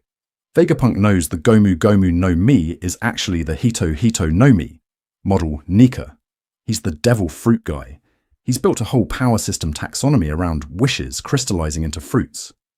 So when he sees a will-based, reality-bending fruit that literally turns the user into a cartoon god of liberation, he realizes this isn't just a strong paramecia. It's the world's oppressed subconsciously trying to brute force Joy Boy back into existence. People wanted freedom so badly that reality printed a cheat code. People like to say that makes Luffy a chosen one, to which I say, kind of, but not in the lazy way. Vegapunk's perspective reframes Joy Boy as a recurring job opening, not a single sacred character slot. The world keeps generating potential Joy Boys, Rox, Roger, maybe even Dragon, and most of them fail.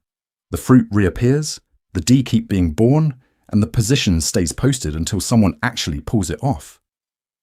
Once you see it like that, the world government stops looking paranoid and starts looking terrified. Their censorship, their Buster calls, the Mother Flame test fire, those aren't random war crimes. They're preemptive strikes against the conditions that breed a new Joy Boy. Kill the scholars so no one names the pattern.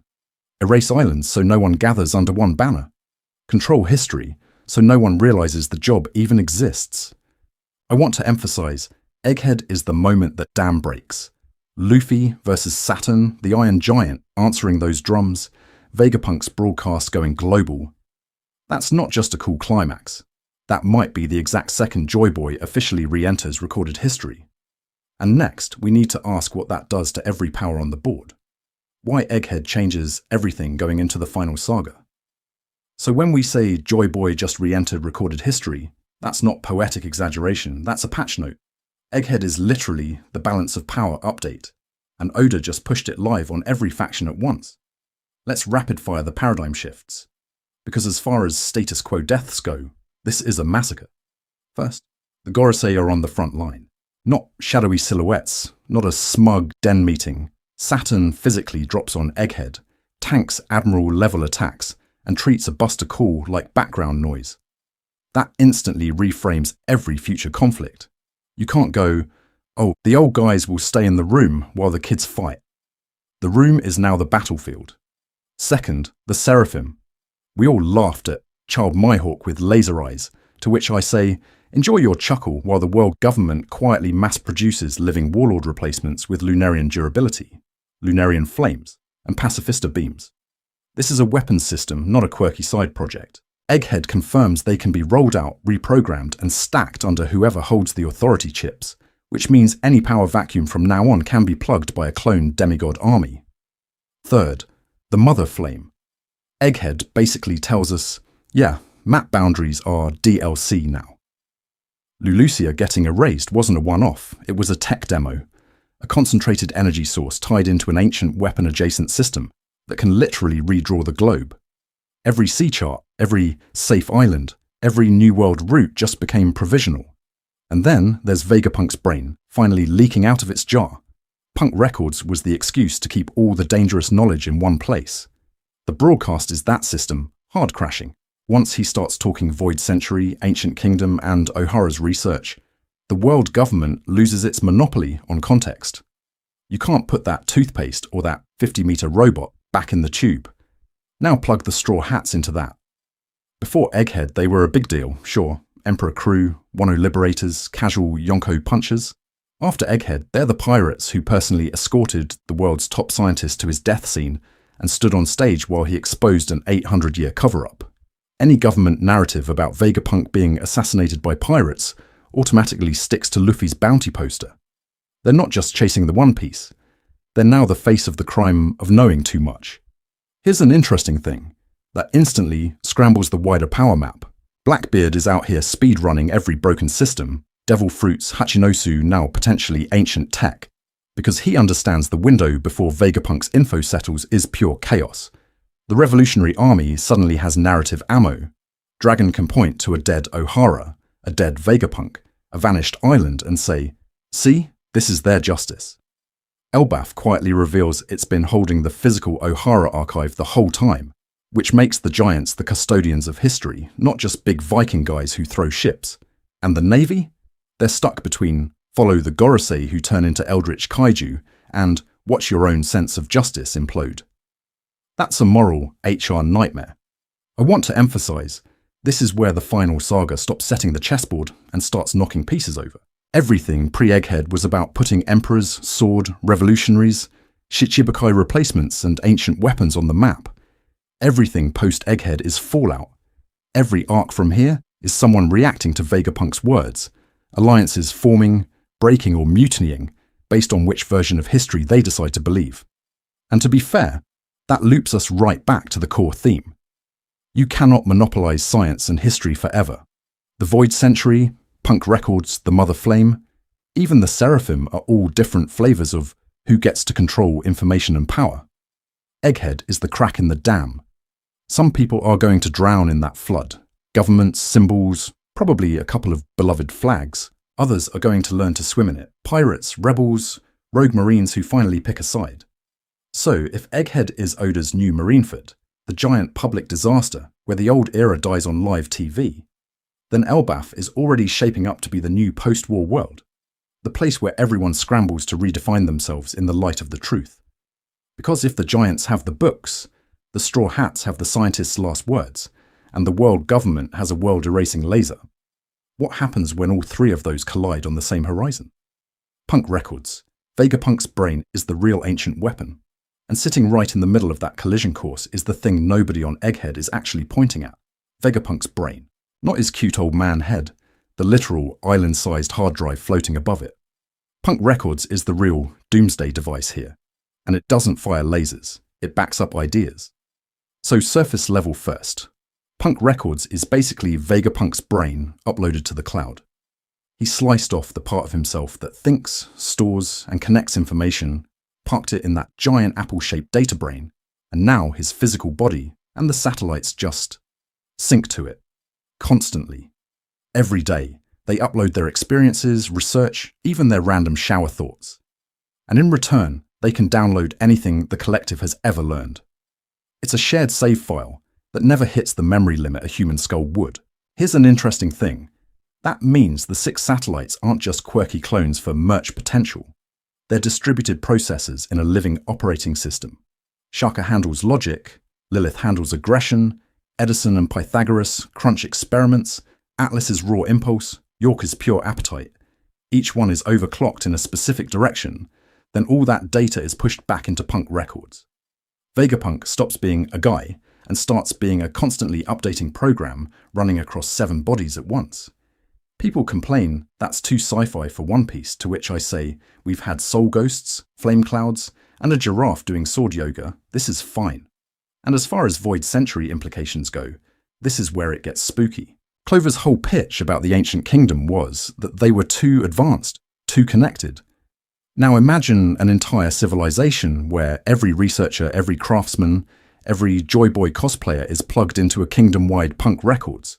Shared language, shared memory, shared tech trees, the Iron Giant, the Mother Flame blueprint, maybe even Nika myths, all living in a network you can't fully kill as long as one node survives. From the Gorosei's perspective, that is infinitely worse than one big laser. Lasers you can ban, regulate, or blow up. A self-expanding library that preserves forbidden knowledge indefinitely? That's the thing they tried to drown at O'Hara. Vegapunk secretly salvaging those books with Dragon, then feeding that knowledge into his own cloud brain, is basically O'Hara 2.0 with auto backup turned on. And I want to emphasize, the straw hats walking around Egghead is our test case for what happens if Punk Records ever goes global. When Jinbei or Robin or Frankie share their experiences with Vegapunk, he's not just listening, he's integrating them into a system that, scaled up, erases the world government's monopoly on truth. Imagine every island having access to the same history Robin is hunting, the same science the government weaponized, updated in real time. That's not an invention, that's regime change. So the contrarian angle here is that the real ancient weapon on Egghead isn't the Mother Flame, the Seraphim, or even the Iron Giant that literally tried to punch Mary Joyce. It's a library that can't be burned. O'Hara died trying to print books. Vegapunk is trying to make books obsolete by fusing them directly into human thought. Which brings us to Robin. Because if Punk Records already contains O'Hara's research, and Robin is the last living archaeologist who can read the source material, what happens when those two finally sync? In the next section, we need to talk about how Vegapunk's dream of shared knowledge isn't just a science project. It might be the modern echo of the ancient kingdom's entire ideology, and why that makes Robin not Luffy the scariest person on Egghead. Sam, the 6 satellites, Vegapunk's personal Void Century experiment. So when we say Robin is the scariest person on Egghead, Vegapunk is basically the second scariest by accident, because this old man has literally rebuilt his own brain into a tiny cosplay of the ancient kingdom and just called it Lab Assistants. We meet the 6 satellites as gag characters, right? Big robot girl punches, gremlin thief, TV-headed nerd. But I want to emphasize, narratively, these are not sidekicks. They're Vegapunk's internal settings turned into people. Shaka is logic, Lilith is evil, Edison is invention, Pythagoras is analysis, Atlas is violence, York is desire. It's the world's smartest man looking at his own mind and going, what if I made this a shared server? Which, to be fair, is exactly what Punk Records is. Start with Shaka and York, because as far as thematic split personalities go, they're painfully on the nose. Shaka is pure rationality, calm, principled, the one satellite who actually worries about ethics and the void, century fallout. York is appetite, eating, sleeping, bathroom breaks, material comfort, the dopamine farm. People like to say this is just a comedy bit about gluttony, to which I say, mate, you're a comedy bit about gluttony. The real joke is that Vegapunk has literally separated what is right from what feels good, and then put them in the same network. That's science in one piece. It can serve progress or indulgence, weapons or welfare. And the tension between Shaka and York is that moral dilemma turned into a workplace argument. Here's an interesting thing with Atlas and Lilith. Vegapunk did not delete his darker impulses. He outsourced them. Atlas is violence, the punch-first avatar who corrects people with brute force. Lilith is evil, the pirate-coded raider trying to rob the straw hats. That's not a bug in the system, that's design. He knows destruction and cruelty are part of human nature, so he quarantines them into roles. It's kind of horrifying and kind of honest. He's saying, you can't erase the urge to break things or exploit people, but maybe you can sandbox it so it doesn't crash the whole species. Then you've got Edison and Pythagoras, the creative and analytical cause. Edison is the manic idea factory, burning out bodies to keep inventing. Pythagoras is the data guy, testing, cataloguing, cross-checking. Plug both into punk records and innovation becomes almost automatic. Every experiment, every failure, instantly added to the shared brain. It's the closest we've seen to a literalized hive mind civilization that Void Century hints keep gesturing at. And that's the bigger idea. If one man can distribute his consciousness into specialized cooperating entities, what does a whole kingdom look like when it does that? Suddenly, the ancient kingdom isn't just advanced tech, it's a distributed civilization where knowledge, roles, and even identity are networked. You don't hoard information, you upload it. You don't have a single tyrant, you have a system of minds. Now imagine the world government looking at that and freaking out. Shared knowledge becomes inherently rebellious, because you can't control what everyone already knows. Vegapunk, by splitting himself into 6 and wiring them into punk records, is accidentally reenacting that social structure in miniature. Killing him isn't just silencing a genius, it's deleting a living proof of concept that the ancient kingdom's way of life is still possible. And if that's true, then the real question for the next section is, what happens when that proof of concept syncs up with Joy Boy's power and O'Hara's research at the exact same time? From pacifistas to Seraphim, Vegapunk's tech tree finally makes sense. And here's where Egghead stops being just Future Island LOL jet boots and quietly turns into a patch notes document for the entire cyborg side of One Piece. Because as far as confusing tech goes, nothing broke our brains harder than the first pacifista at Sabaody. You remember that, right? We go from Kuma, the mysterious Bible guy, to, surprise, there are 12 of him, they shoot Kizaru's light, and they're apparently mass-produced.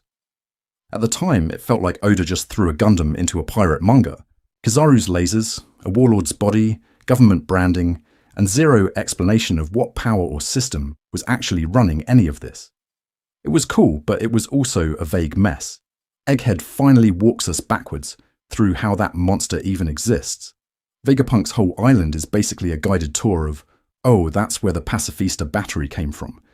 The clean energy research, the eternal flame idea, the laser labs where he studies Kizaru's Pika Pika no Mi, the special alloys and light reflective materials. Put those together, and the old PX units suddenly read like clunky beta hardware. Huge, slow, terrible UI, but you can see the tech tree underneath. And here's an interesting thing. The real backbone isn't the metal, it's the biology, lineage factor. The blueprint of life that Vegapunk decodes so hard, he can literally print people. Once you accept that he can map a person's genetic script, jumping to clones is easy. Jumping to artificial devil fruits is the insane part. Because when he copies Kaido's mythical zone into Momo's fruit, he's not just making a knockoff. He's proving that abilities are data that can be ripped, compressed, and reinstalled. I want to emphasize how much that reframes everything. Pacifistas stop being random robots and become version 1.0, cyborg body, external laser module, no real lineage factor tricks. Then we hit the Seraphim, and it's like someone unlocked the entire tech tree overnight. Seraphim are where all the forbidden research collides. Child-sized Lunarian bodies with white hair and black wings, warlord DNA spliced in for combat instincts and abilities, pacifista laser tech bolted on top. They're smaller, faster, self-repairing, and built on a race the world government literally genocided for being too strong. Old pacifistas are dial-up. Seraphim are fibre, with government surveillance pre-installed. And to be fair, each rung up this ladder screams war crime. Studying Lunarians, dissecting warlords, poking at void sentry clues to recreate ancient energy sources. This is not a normal HR-compliant lab. Egghead is structured like a tech tree in a strategy game. Each lab is a node, each failed prototype is a dead branch, each satellite is a specialized research buff, and the Seraphim are the current, final unit the Gorosei thought they were paying for. People will say, okay, so Seraphim are the endgame, to which I say, no, they're the panic button. The Joy Boy contingency we start to glimpse on Egghead is much more brutal than a squad of child weapons. And the next section is where that starts to really, really spiral. Lineage factor, and the ethics of playing God. So when we say Seraphim are the panic button, the real question becomes, what kind of system are they panicking about? And that's where we have to talk about the most broken, underexplained mechanic in One Piece that isn't hockey. Lineage factor. Lineage factor is basically the genetic code of the One Piece world, the blueprint of life that Judge Caesar and Vegapunk all look at and go, what if we committed every war crime at once? It's the thing Judge uses to cook the Vinsmoke kids into emotion-suppressed super soldiers. The thing Caesar pokes at while pretending SAD and Smile are good ideas, and the thing Vegapunk actually understands. Because as far as in-world science goes, this is the root file you edit if you want to change races, bodies, or even how devil fruits interact with people. Here's an interesting thing. Once you accept that lineage factor is editable, the entire Mads catalogue suddenly snaps into focus. Pacifistas? Kuma's body plus Kizaru's lasers, written into his blueprint. Artificial zones like the Smiles and Momonosuke's pink dragon fruit. Failed and semi-successful attempts to copy beast-type lineage factors and fruit patterns. The Vinsmoke siblings walking out of their childhood pods with exoskeletons and pre-installed powers? That's just Judge modding the save file. And the Seraphim are the final boss of that idea. Lunarian durability, warlord DNA, child bodies, and devil fruit abilities all mashed into one hybrid template. Philosophically, that's horrifying. If lineage factor is just code, individuality becomes optional. People stop being born and start being compiled. You can manufacture Lunarians after you genocided the originals. You can build a race of obedient child gods who look vaguely like the pirates you just erased. You can, in theory, mass-produce the concept of chosen one. And to be fair, that is exactly the vibe the Seraphim give off. They're not just weapons. They're a proof of concept that races, legends, and myths are now a product line. Vegapunk's whole tragedy is that he keeps saying, I want to use science for humanity's happiness, and then watching his breakthroughs get turned into toys for fascists. He cracks clean energy, we get the Mother Flame. He decodes lineage factor, we get Germa's clone army, Caesar's Smile epidemic, and a navy of laser cyborgs. Punk Records is supposed to be a shared brain for global knowledge. The world government immediately sees a way to centralize control. I want to emphasize, Vegapunk isn't innocent, but the pattern is that his curiosity keeps getting weaponized faster than his ethics can keep up. Now, plug that into the Void Century. Vegapunk's reaction to Ohara's books is basically, these people already did what I'm struggling to do, and they didn't blow up the planet. The ancient kingdom probably mastered lineage factor in a way that uplifted people. Giant robots powered by joy. Sun god bodies that dance instead of explode. A civilization that shares a brain without erasing the self. Egghead feels like a cheap knockoff of that. A corrupted echo built under a regime that only funds science if it can shoot someone. And the irony is painful. The government bans Void Century research as too dangerous, while literally bankrolling reality-breaking lineage factor atrocities in real time. They're terrified of history books, but not of child nukes with angel wings. People will say, they just don't want the ancient weapons revived. To which I say, sure, but what happens when lineage factor lets someone recreate the gods those weapons were built around? If you can print Lunarians, giants, and nick at adjacent bodies on demand, the real fear might not be Joy Boy returning naturally at all. It might be someone else pressing Ctrl+C on Joy Boy. And on Egghead, we start to see exactly who might be reckless enough to try that. The Mother Flame, a mini-sun with a void century shadow. And speaking of reckless, let's talk about the guy who looked at the Void Century's biggest red flag and said, what if I made that but eco-friendly? Because as far as terrible career moves go, recreating god-tier Ancient Kingdom energy for a fascist world government is up there. Vegapunk introduces the Mother Flame like it's a science fair project. Tiny volume, absurd output, clean energy, no fuel problem, world hunger speed run any %. It's literally framed as the answer to the series' background issue. Ships, islands, and entire nations are constantly limited by power. And to be fair, this is peak Vegapunk. He's not inventing a death laser, he's inventing a battery. The second it exists, though, Imu and the Gorosei basically speed dial weaponize. Here's an interesting thing. We never actually see a giant cannon labelled Mother Flame. What we see is Lulusia. Sky darkens, something moves in the clouds, a circular pattern of light, then the island is just erased, not burned, not sunk, deleted from the map, like Oda hit Ctrl+Z on a country. People try to call this a devil fruit, to which I say, what fruit? Delete island? Delete no me? The whole sequence screams machine. Orbital platform, focusing array, and a power core that doesn't care about distance because the energy density is insane.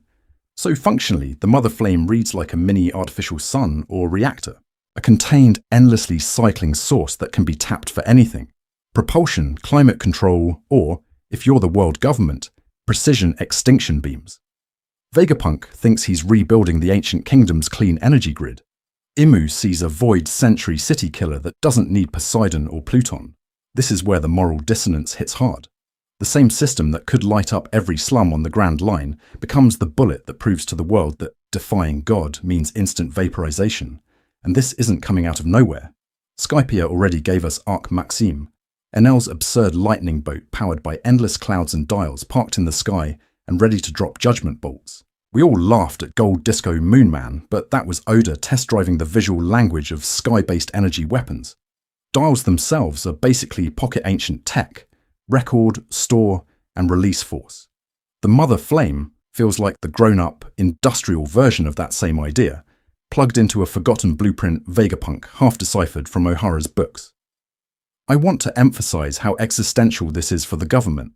As long as the Void Century stayed myth, they had a monopoly on fear. Only they could erase islands, and only with rare ancient weapons. The second Vegapunk proves that Ancient Kingdom tier energy is reproducible. The secret stops being sacred and starts being scalable. If one old man on a lab island can do it, what happens when Blackbeard snatches a core, or Dragon feeds it into some Weatheria doomsday storm, or Frankie bolts it into the Thousand Sunny and accidentally invents Pluton 2.0? Egghead is the first battlefield in that scramble. Everyone thinks they're here for Seraphim and Punk records, but the real prize is the recipe for a sun in a bottle.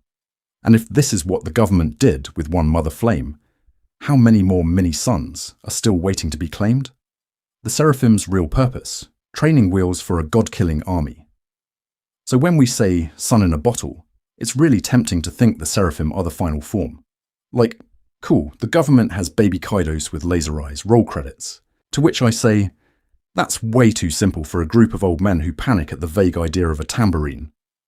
Here's an interesting thing about the Seraphim. Every part of their design screams prototype system, not finished product. Lunarian bodies for absurd durability, Warlord combat data baked in, Pacifista laser tech slapped on top, all shrunk down into these childlike forms that are literally tagged and numbered. They're not characters, they're SKUs. It's the world government doing a live beta test of mass-produced living weapons.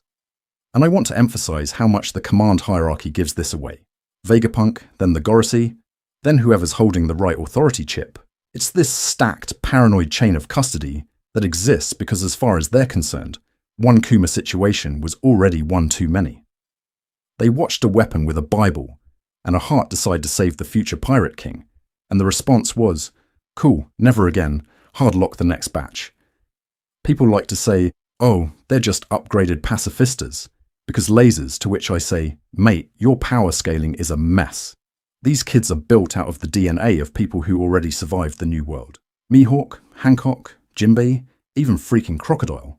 Then you graft Lunarian traits on top, which can tank Yonko-level attacks, and suddenly you don't have anti-pirate tools, you have anti-legend units. From the government's perspective, that's the whole idea. Whitebeard, Kaido, Big Mom, and now a rubber god who turns the world into Looney Tunes? Completely unpredictable monsters. So they answer that with standardized reproducible counters, an anti-myth line. You don't wait around hoping a Garp or a Sengoku is born. You print your own controlled Joy Boy level counters on an assembly line. And the childlike appearance is not some cute accident. Kids are easier to frame as assets, easier to command, easier to reset. Narratively, it underlines how the government infantilizes its own weapons. You are powerful, but you are not a person. Sit, stay, fire the laser. It's chilling, but it's also exactly what happens when you run Vegapunk's world-changing science through a purely militaristic design doc. Punk Records plus lineage factor is basically make anything, copy anyone. The Seraphim are what you get when you take that and say, no ethics, no autonomy, just output. It's cloning, AI, and Lunarian biology all stapled together to answer one paranoid question. What if Joy Boy comes back and we can't kill him this time? And to be fair, on paper, the control looks airtight. Multiple keys, celestial passwords, Gorosei overrides. But Egghead is where we watch the first cracks form. Conflicting orders, hesitation, tiny sparks of something that looks uncomfortably like preference. If even this god-killing army can start slipping the leash. What exactly did the Gorosei drag to Egghead to reassert control? The Gorosei step onto the board. Why Saturn had to come personally? What do you do when your supposedly perfect control system starts wobbling? If you're a normal government, you panic and write a report. If you're the world government, you personally ship one of your eldritch CEOs to the island like a living nuclear option. Because as far as escalation goes, Egghead starts at Buster Call and then just keeps climbing. We've got a full fleet, a Kizaru deployment, Cypher Pole vanishings, the whole standard erase the island package. That alone already screams Ohara 2.0. But then the script flips. Instead of the Gorosei staying on their marble thrones, Saint Saturn gets on a boat.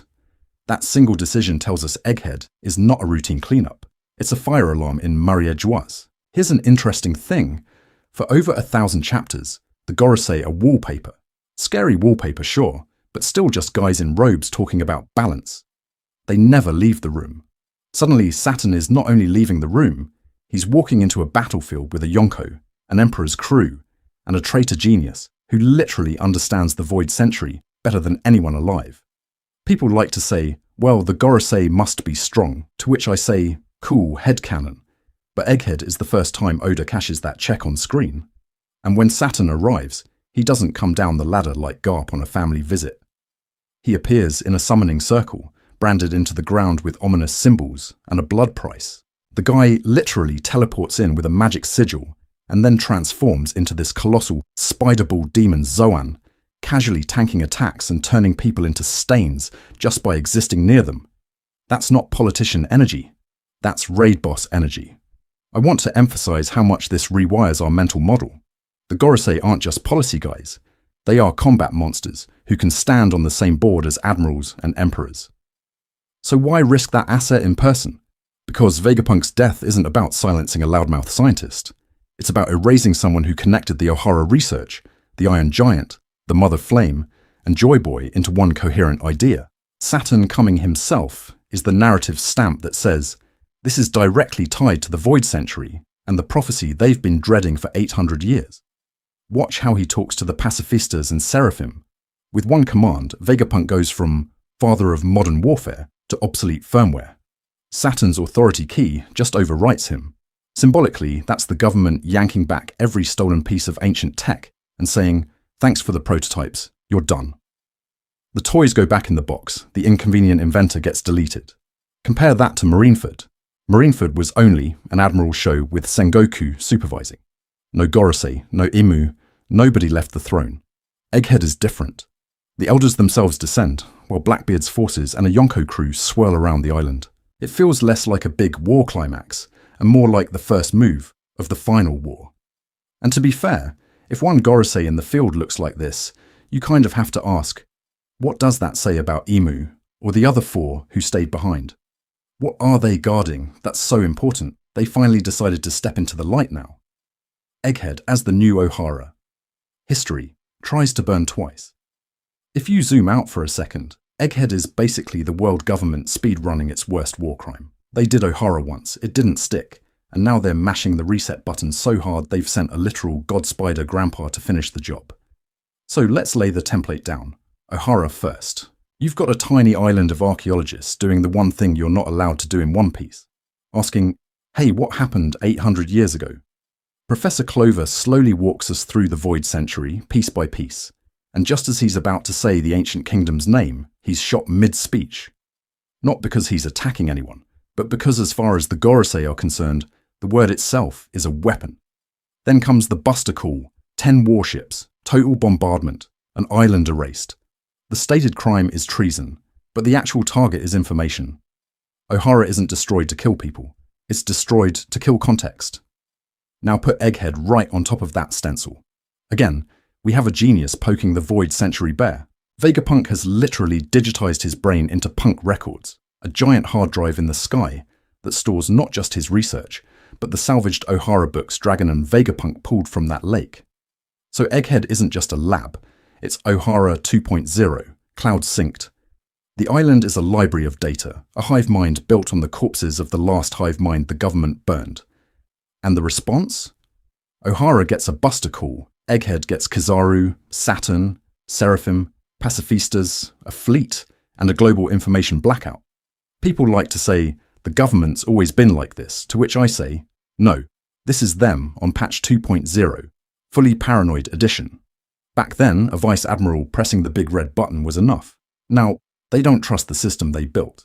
They personally walk a Gorosei into the field, shut down transponders, and pre-plan a narrative cover-up. That escalation is the point. The more the truth leaks, the harder they overcorrect. Here's an interesting thing. Robin is here this time. At Ohara, she's the traumatized kid watching her mother, her mentors, her entire culture vanish in fire. On Egghead, she's standing inside the continuation of their work, surrounded by a crew that punches admirals and laughs about it. It's poetic cruelty. The government accidentally created the one person who could read poneglyphs, spent 20 years hunting her, and now forces her to relive a second Ohara. Except this time, the scholars have swords, rubber gods, and a talking skeleton. I want to emphasize how literal this mirroring is. Vegapunk's choice to preserve Ohara's books turns Egghead into the physical will of Ohara. Same crime, same motive. Erase the record of the ancient kingdom. But narratively, Egghead is Ohara with teeth. The first time history burned. This time history punches back.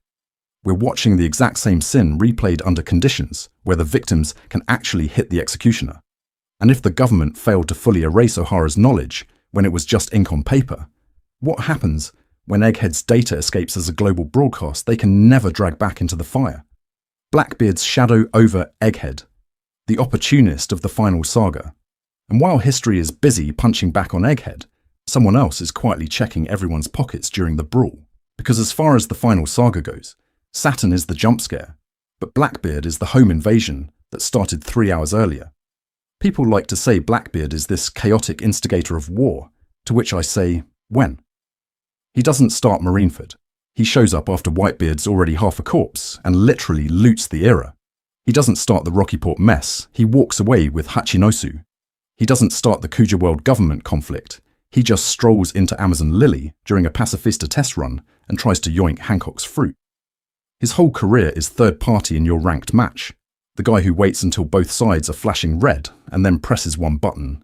And here's an interesting thing. During the Egghead window, the Blackbeard pirates are everywhere except where they're supposed to be. We've got Teach himself jumping law near Winter Island.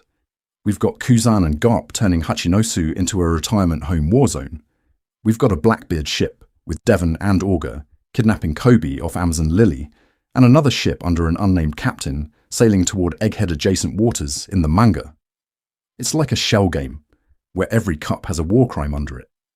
So while the world government is screaming erase Vegapunk, erase the data, erase the island, what do we think Blackbeard sees? A tech island that's literally built on Ohara's rescued Void Century books, a brain cloud called Punk Records, Seraphim prototypes, and a scientist who's been poking at the mother flame energy source Imu just used to delete Lulusia. If you're hunting the Void Century, this is a Black Friday sale. I want to emphasize how on-brand that is for Teach. His whole thing is hoarding the most broken abilities in the power system. Yami lets him cancel powers.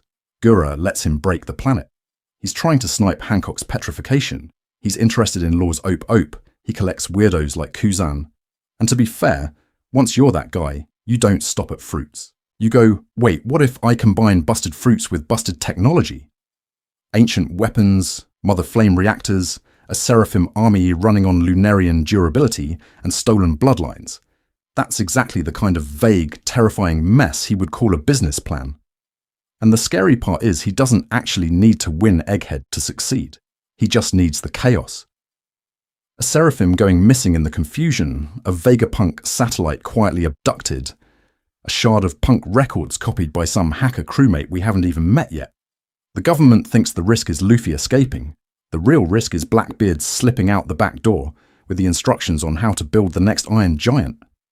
Structurally, that makes Teach the Dark Mirror to Luffy and Joy Boy. Luffy accidentally triggers Ancient Kingdom echoes. The drums of liberation wake the Iron Giant. Nika's silhouette pops up on global screens. Blackbeard is the guy who watches that, takes notes and goes, cool, how do I weaponize this? Same legacy, opposite intent. So Egghead stops being a simple New Marineford and turns into a three-way ideological cage match. The government wants history deleted. Luffy wants history freed. Blackbeard wants history privatized and monetized. And we're clearly being set up for the moment those three versions of the future can't coexist on separate islands anymore. Saturn versus Luffy. Joy Boy meets the system's executioner. And the moment those futures collide, the universe basically asks, okay, whose version of reality wins? Q Gear 5. Luffy drop-kicking that question straight into a Looney Tunes short, while Saturn walks in looking like Satan's middle manager. The tonal whiplash is insane. On one side, you've got Luffy turning the ground into rubber, stretching his face like putty, laughing so hard reality starts agreeing with him. On the other, Saturn's awakened zone is this grotesque spider centaur demon, eyes bleeding authority, bodies popping just by existing near him. Joy and horror sharing the same panel, and the panel is screaming. Because as far as the system is concerned, Saturn isn't just a strong guy, he is the world government. Centuries of censorship, buster calls, and quiet assassinations are suddenly bipedal. This is O'Hara's erasure, Ines Lobby's flag, and every for the sake of justice massacre condensed into one monster who can casually order a genocide and then complain about the floor being dirty. People say the Gorosei are just old men in robes, to which I say, yeah, old men in robes who are literally mythic demon gods, with a direct line to Imu. Here's an interesting thing. Gear 5 makes that look stupid. Luffy doesn't counter Saturn's fear aura with a bigger, edgier aura. He plays with it. The ground Saturn cracks becomes a trampoline. The shockwaves that are supposed to send people flying become slides. Luffy's fighting style is a physics war crime. He's grabbing lightning, inflating his body into absurd forms, turning beams and explosions into rubber balloons.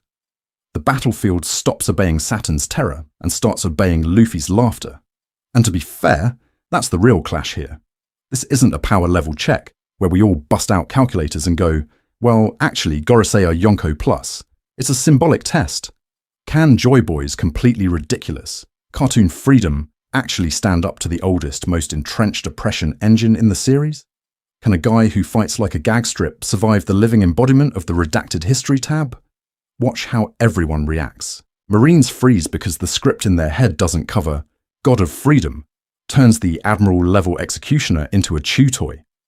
The pacifistas and Seraphim, the crown jewels of Vegapunk's weapon system, become props in Luffy's slapstick, picked up, swung around, bounced off like rubber mallets.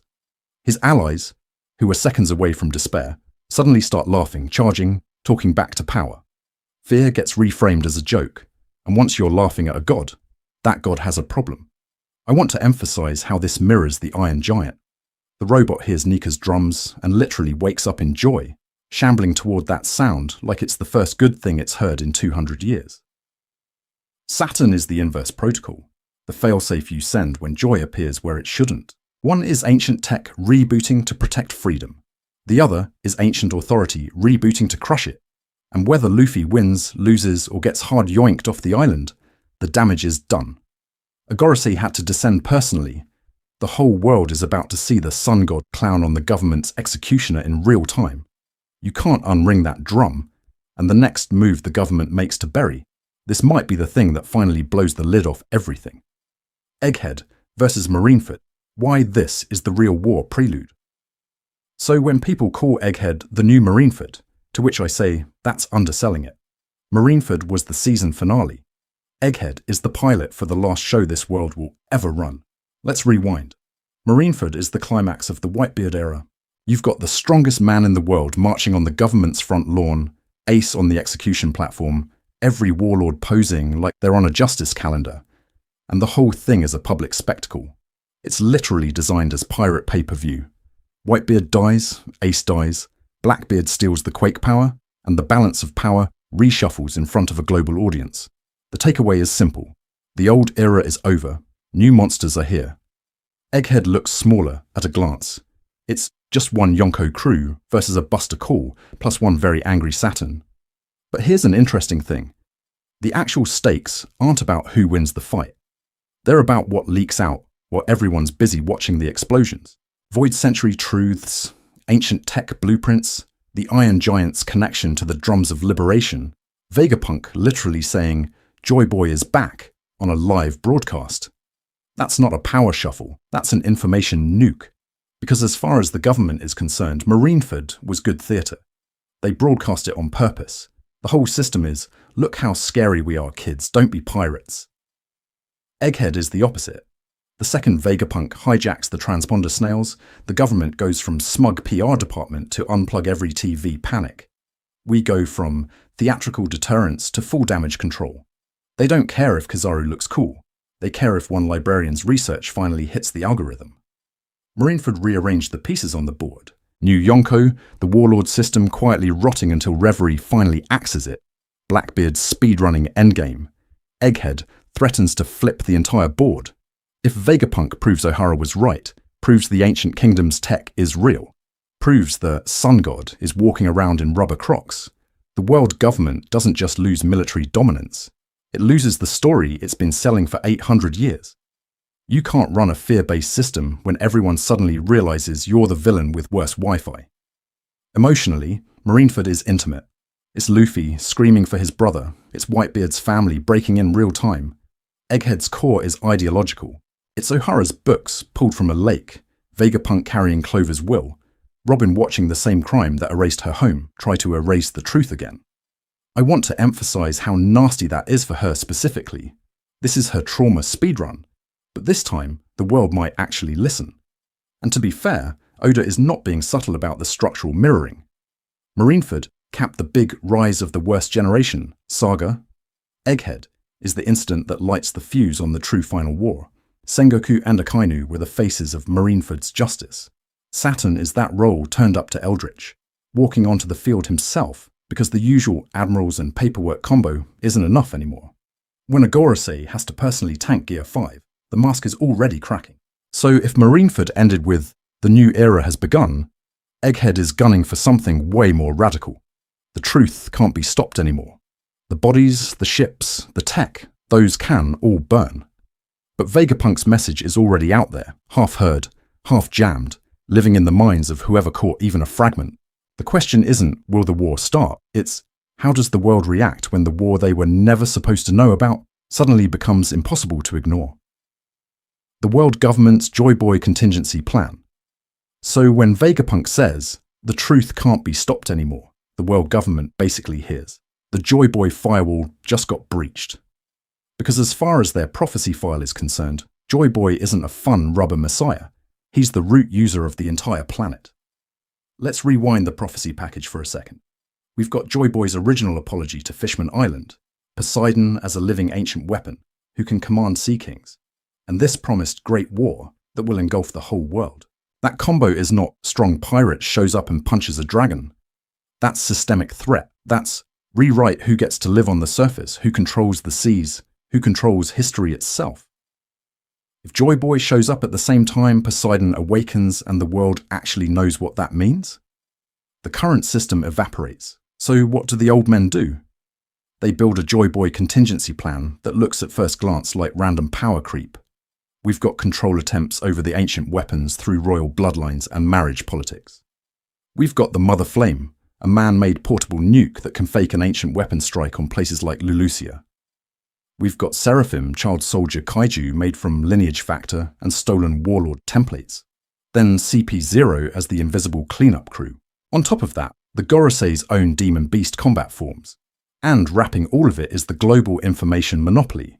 Marines, Cypherpol, the World Economic Journal, the Buster Calls, the censorship. Here's an interesting thing. That's not a pile of toys. That's a tiered defense grid. Step 1. Suppress information, rewrite the news, censor the void century, disappear anyone who says Nika too loudly. Step 2. Eliminate scholars. O'Hara, God Valley, anyone who starts connecting Joy Boy, the Ancient Kingdom, and the weapons. Step 3. Deploy tools. Seraphim, Pacifistas, Mother Flame, whatever they need to erase the physical problem. Only when all of that fails do the Elders move personally, which they absolutely do not want to do, because showing the Gorosei fighting in public is like publishing the admin password.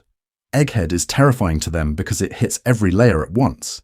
Vegapunk threatens the information monopoly with his broadcast and with Punk Records, this giant brain that can actually store and spread forbidden knowledge. Luffy is walking around in full Nika mode, embodying Joy Boy right in front of Saturn. And the island itself?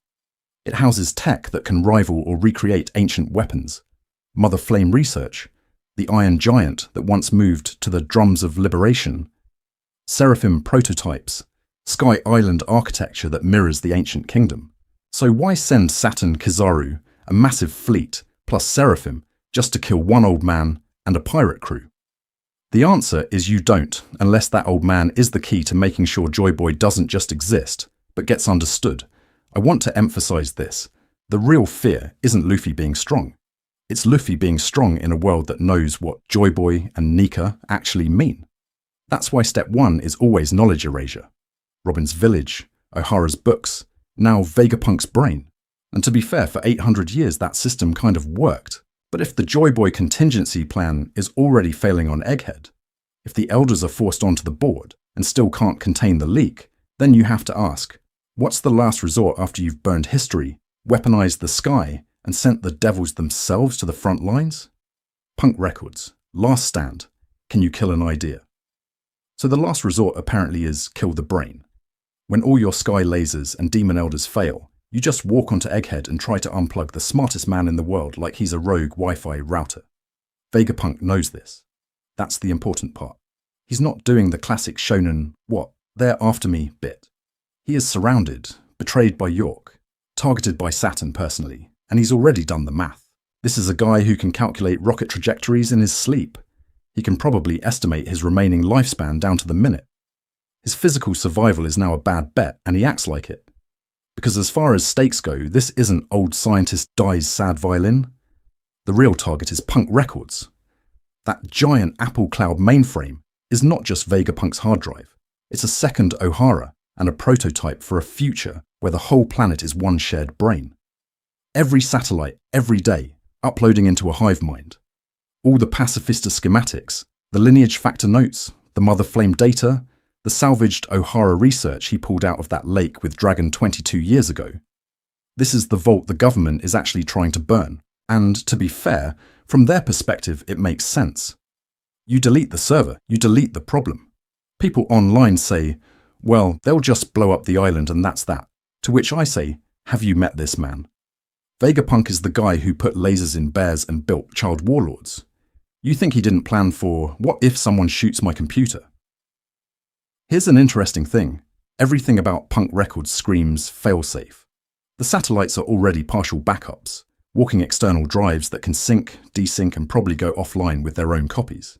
We've got Den Mushi networks, transponder snails on ships, mysterious broadcasts queued up. It is extremely on brand for Vegapunk to have remote uploads set to trigger on his death, or Dead Man's switches that dump his research into the world the second his heartbeat flatlines. That final message we're all expecting? That's not just drama. That's the system doing exactly what he built it to do. I want to emphasize how much this ties into inherited will. Roger dies, but his words infect an entire generation.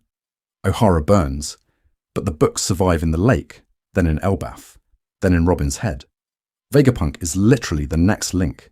His true body is already obsolete compared to the information he's seeded into punk records, into the Seraphim, into Frankie's blueprints, into Dragon's revolution. The world government still believes if they kill Vegapunk, they kill the threat. The audience, though, can see the damage was done the moment he started talking to Luffy and Robin about the Void Century and the Ancient Kingdom's tech. You cannot put that toothpaste back in the snail. So even if Punk Records gets physically wiped, the idea of a global shared brain is out. Frankie can chase it as a shipwide network. Robin can merge it with O'Hara's history. Dragon can weaponize it as information warfare. Punk Records is conceptually unkillable now, the same way Pirate King became unkillable after Roger. Which leaves us with a nasty little question. In a world where the sea carries dreams and the poneglyphs carry history, what happens to the balance of power when knowledge itself becomes as unsinkable as the will of D, and someone presses play on Vegapunk's final broadcast? Egghead's fallout, a new balance of terror. So the moment Vegapunk's voice actually goes global, the world basically wakes up with a hangover it didn't know it was drinking toward. Egghead stops being that goofy tech island and becomes the second Marineford, except this time the enemy is information and the casualty list includes reality. Immediate fallout first. No matter which exact combo Oda locks in, Saturn's rampage, a Buster Call 2.0, the mother flame misfiring Egghead is getting cratered. We're talking massive casualties, the lab phases shredded, the Iron Giant half buried in the ocean, and Vegapunk either very dead, very missing, or Schrödinger's genius, whose mind lives on in Punk Records. The Straw Hats walk away, but it's that Enies lobby style of victory, symbolically huge, tactically kind of a mess. They save people, they steal a Yonko-level hostage or ally, they punch a Gorosei in the face, and suddenly the government can't pretend Luffy is just a rubber clown anymore. But here's an interesting thing. Even if the broadcast is cut, it already did its job. You can't unring a global loudspeaker. Morgan's is in the sky snapping photos. Revolutionary agents are listening. Random marine grunts are on open den lines. The world government can slap fake news on it all they want. But rumours that the Void Century exists, that an ancient kingdom was real, that the government tried to erase O'Hara twice. That stuff spreads faster than Kizaru on a light jog. People will fill in the censored gaps with their own horror stories, and to be fair, the truth is probably worse. Inside the Marines, this is where the cracks really start to show. Because as far as your average ensign is concerned, the Gorosei were basically HR with better robes.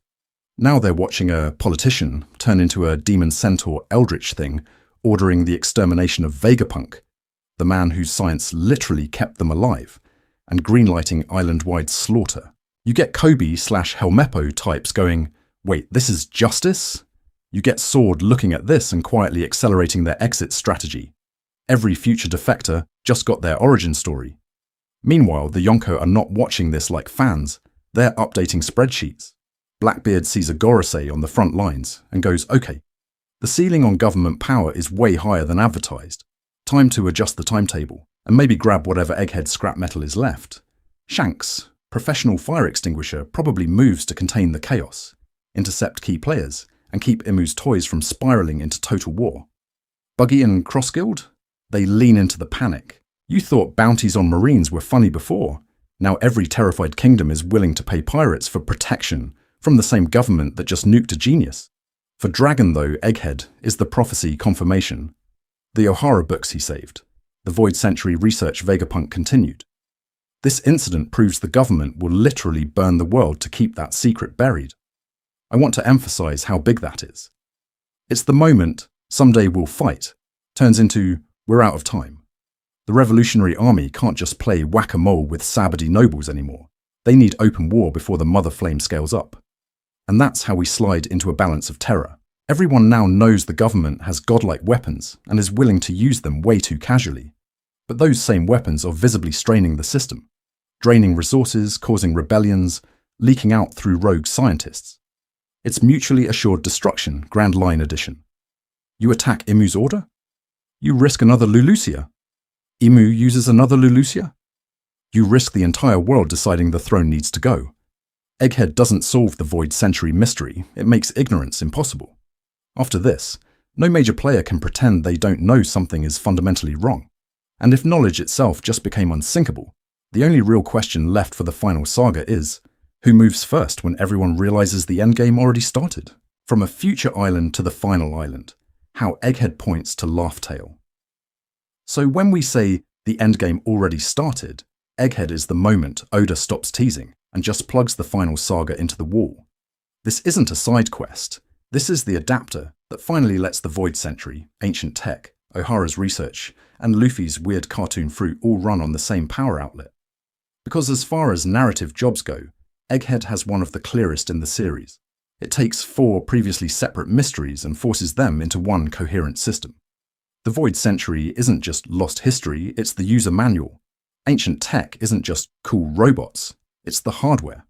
Ohara's books are the surviving documentation, and Luffy's Nika fruit is the login credential. Once Vegapunk starts talking, you realize those were never separate plots. They were 4 corners of the same blueprint. Here's an interesting thing, Vegapunk doesn't even need to finish his TED Talk for this to work. Whether his message fully broadcasts or only leaks in fragments, the Straw Hats now have conceptual tools they never had before. They know the ancient kingdom ran on a shared brain idea, that their machines could respond to the drums of liberation, that Joy Boy wasn't a fairy tale but a repeatable role. So when they finally land on Laugh Tale and see whatever insane projection, weapon or prank Joy Boy left, they'll actually have the vocabulary to interpret it instead of just going, neat rock. That's where Punk Records quietly becomes the rehearsal for the Poneglyph network. Punk Records is a distributed brain designed to outlive any single Vegapunk and resist censorship.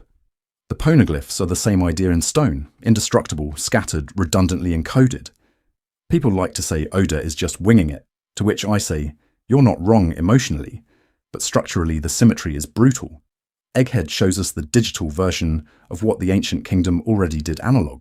So Laugh Tale stops reading like Random Treasure Island and starts looking like the final node in a global information architecture. The ancient kingdom didn't just bury loot, they built a planet-sized raid backup with Laugh Tale as the master server. You don't go there to find gold, you go there to boot the full operating system. And to be fair, that only matters because Luffy is now openly Joy Boy.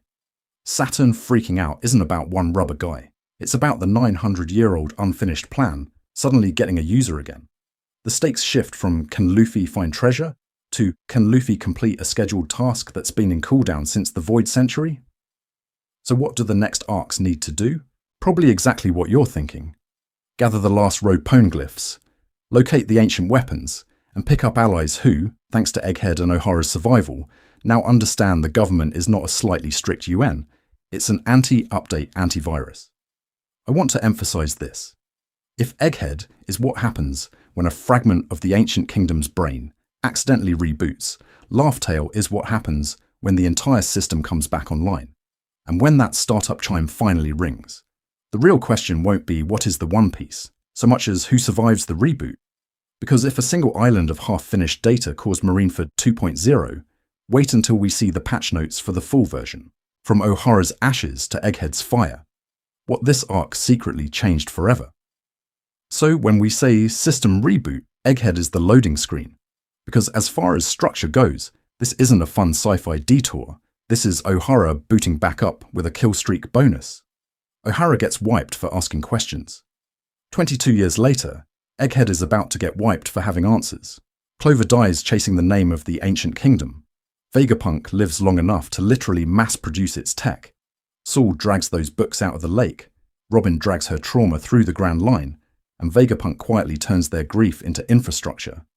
Punk Records is just the Ohara library with Wi-Fi and auto-updates. And, to be fair, from the world government's perspective, a static pile of books is cute. A living brain that anyone can upload to is the end of censorship as a power system. Here's an interesting thing. Once you slot Egghead into that Ohara frame, Vegapunk stops being wacky old man and becomes the invisible hand of the entire Marineford era. Pacifistas at Marineford? His. The lasers that made Kizaru portable? His. Lineage factor research that made cloning and the Vinsmokes possible? Also his. Seraphim replacing the Shichibukai, Mother Flame turning Lulusia into a deleted file, the Iron Giant as a walking spoiler for Ancient Kingdom war tech.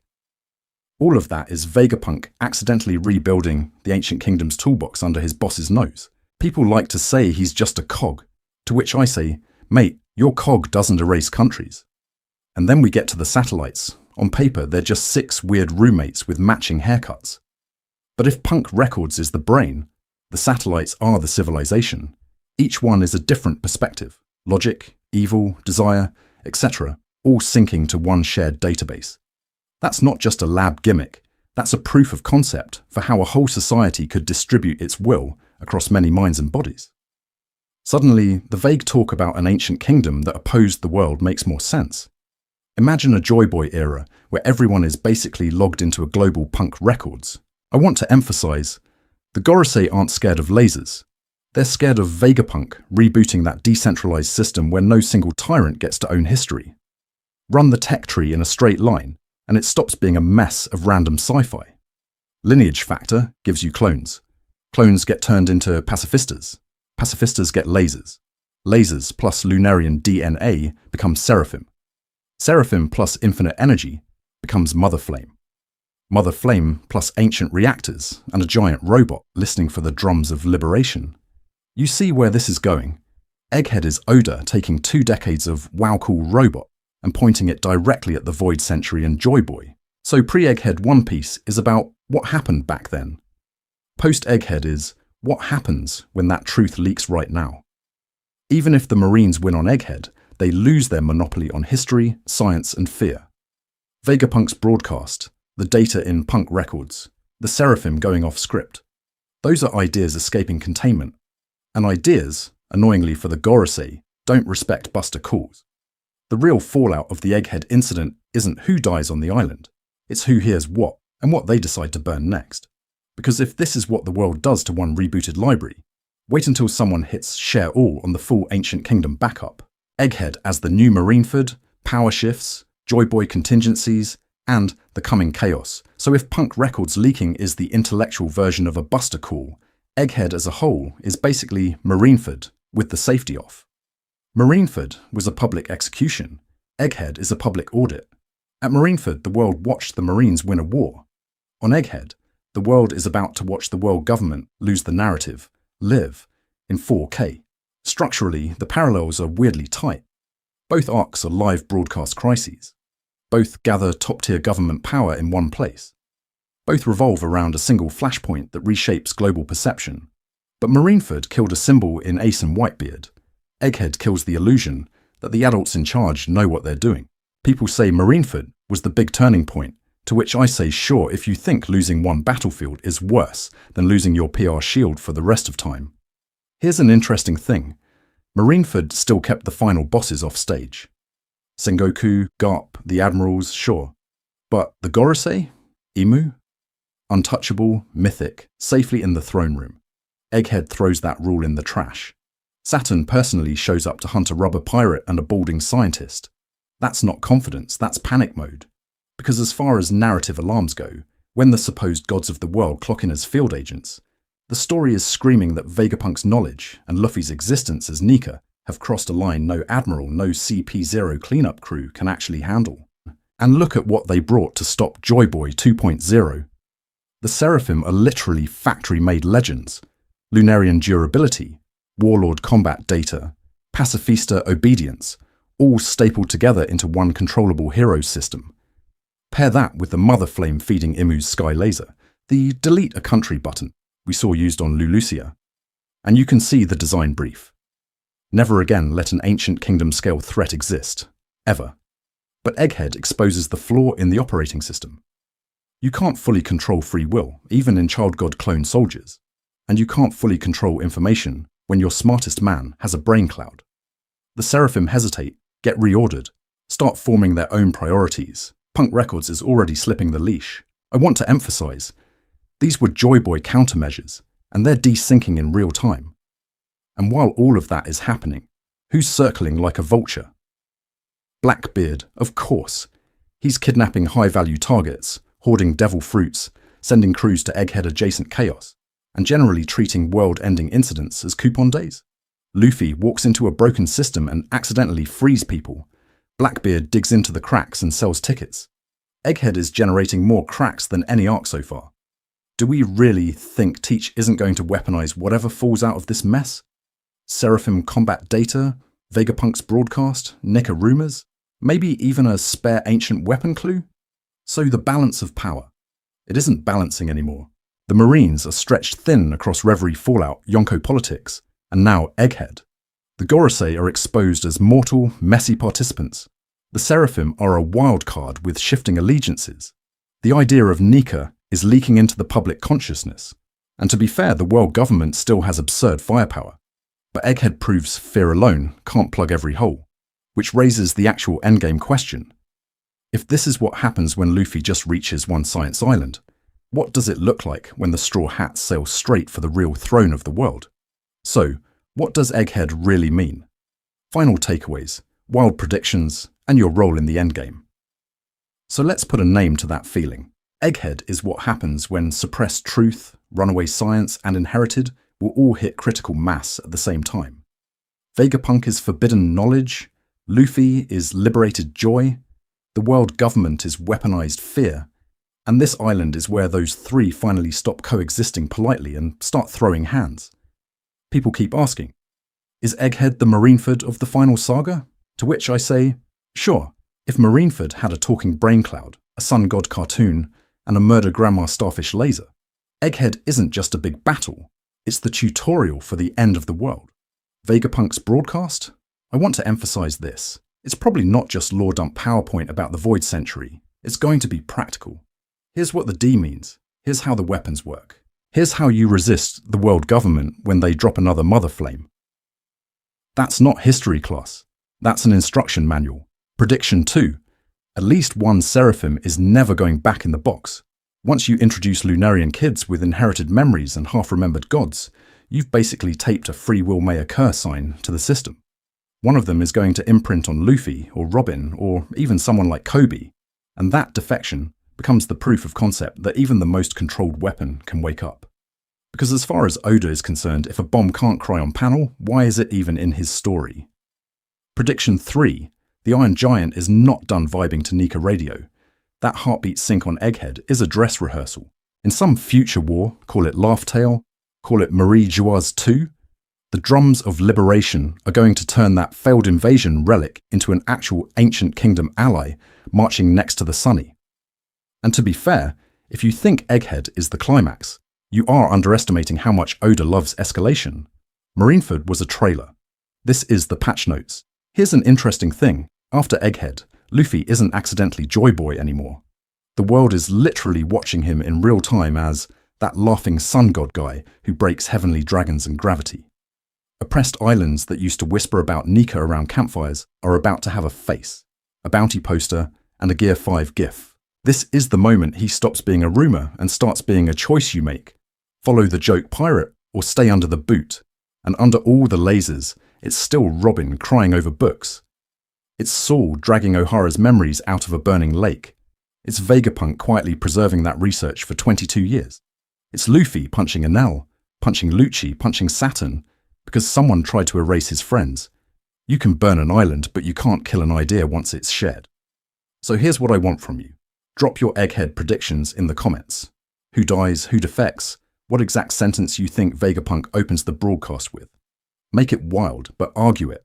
We'll pull the sharpest ones for a future breakdown and see who accidentally predicted chapter 1200. Rewatch Skypiea, Eni's lobby, and the O'Hara flashback with Egghead in the back of your head. And if you want more 3-hour lore marathons instead of surface-level recaps, subscribe so YouTube's algorithmic Gorosei doesn't nuke this channel from orbit. The Void Century is ending, the Final Saga has started, and we're not just reading One Piece anymore. We're watching a lost history wake up in real time. Next time, we're taking everything we learned from punk records and the satellites and asking a very stupid, very serious question. What kind of government do you build when the last one literally blew up the world?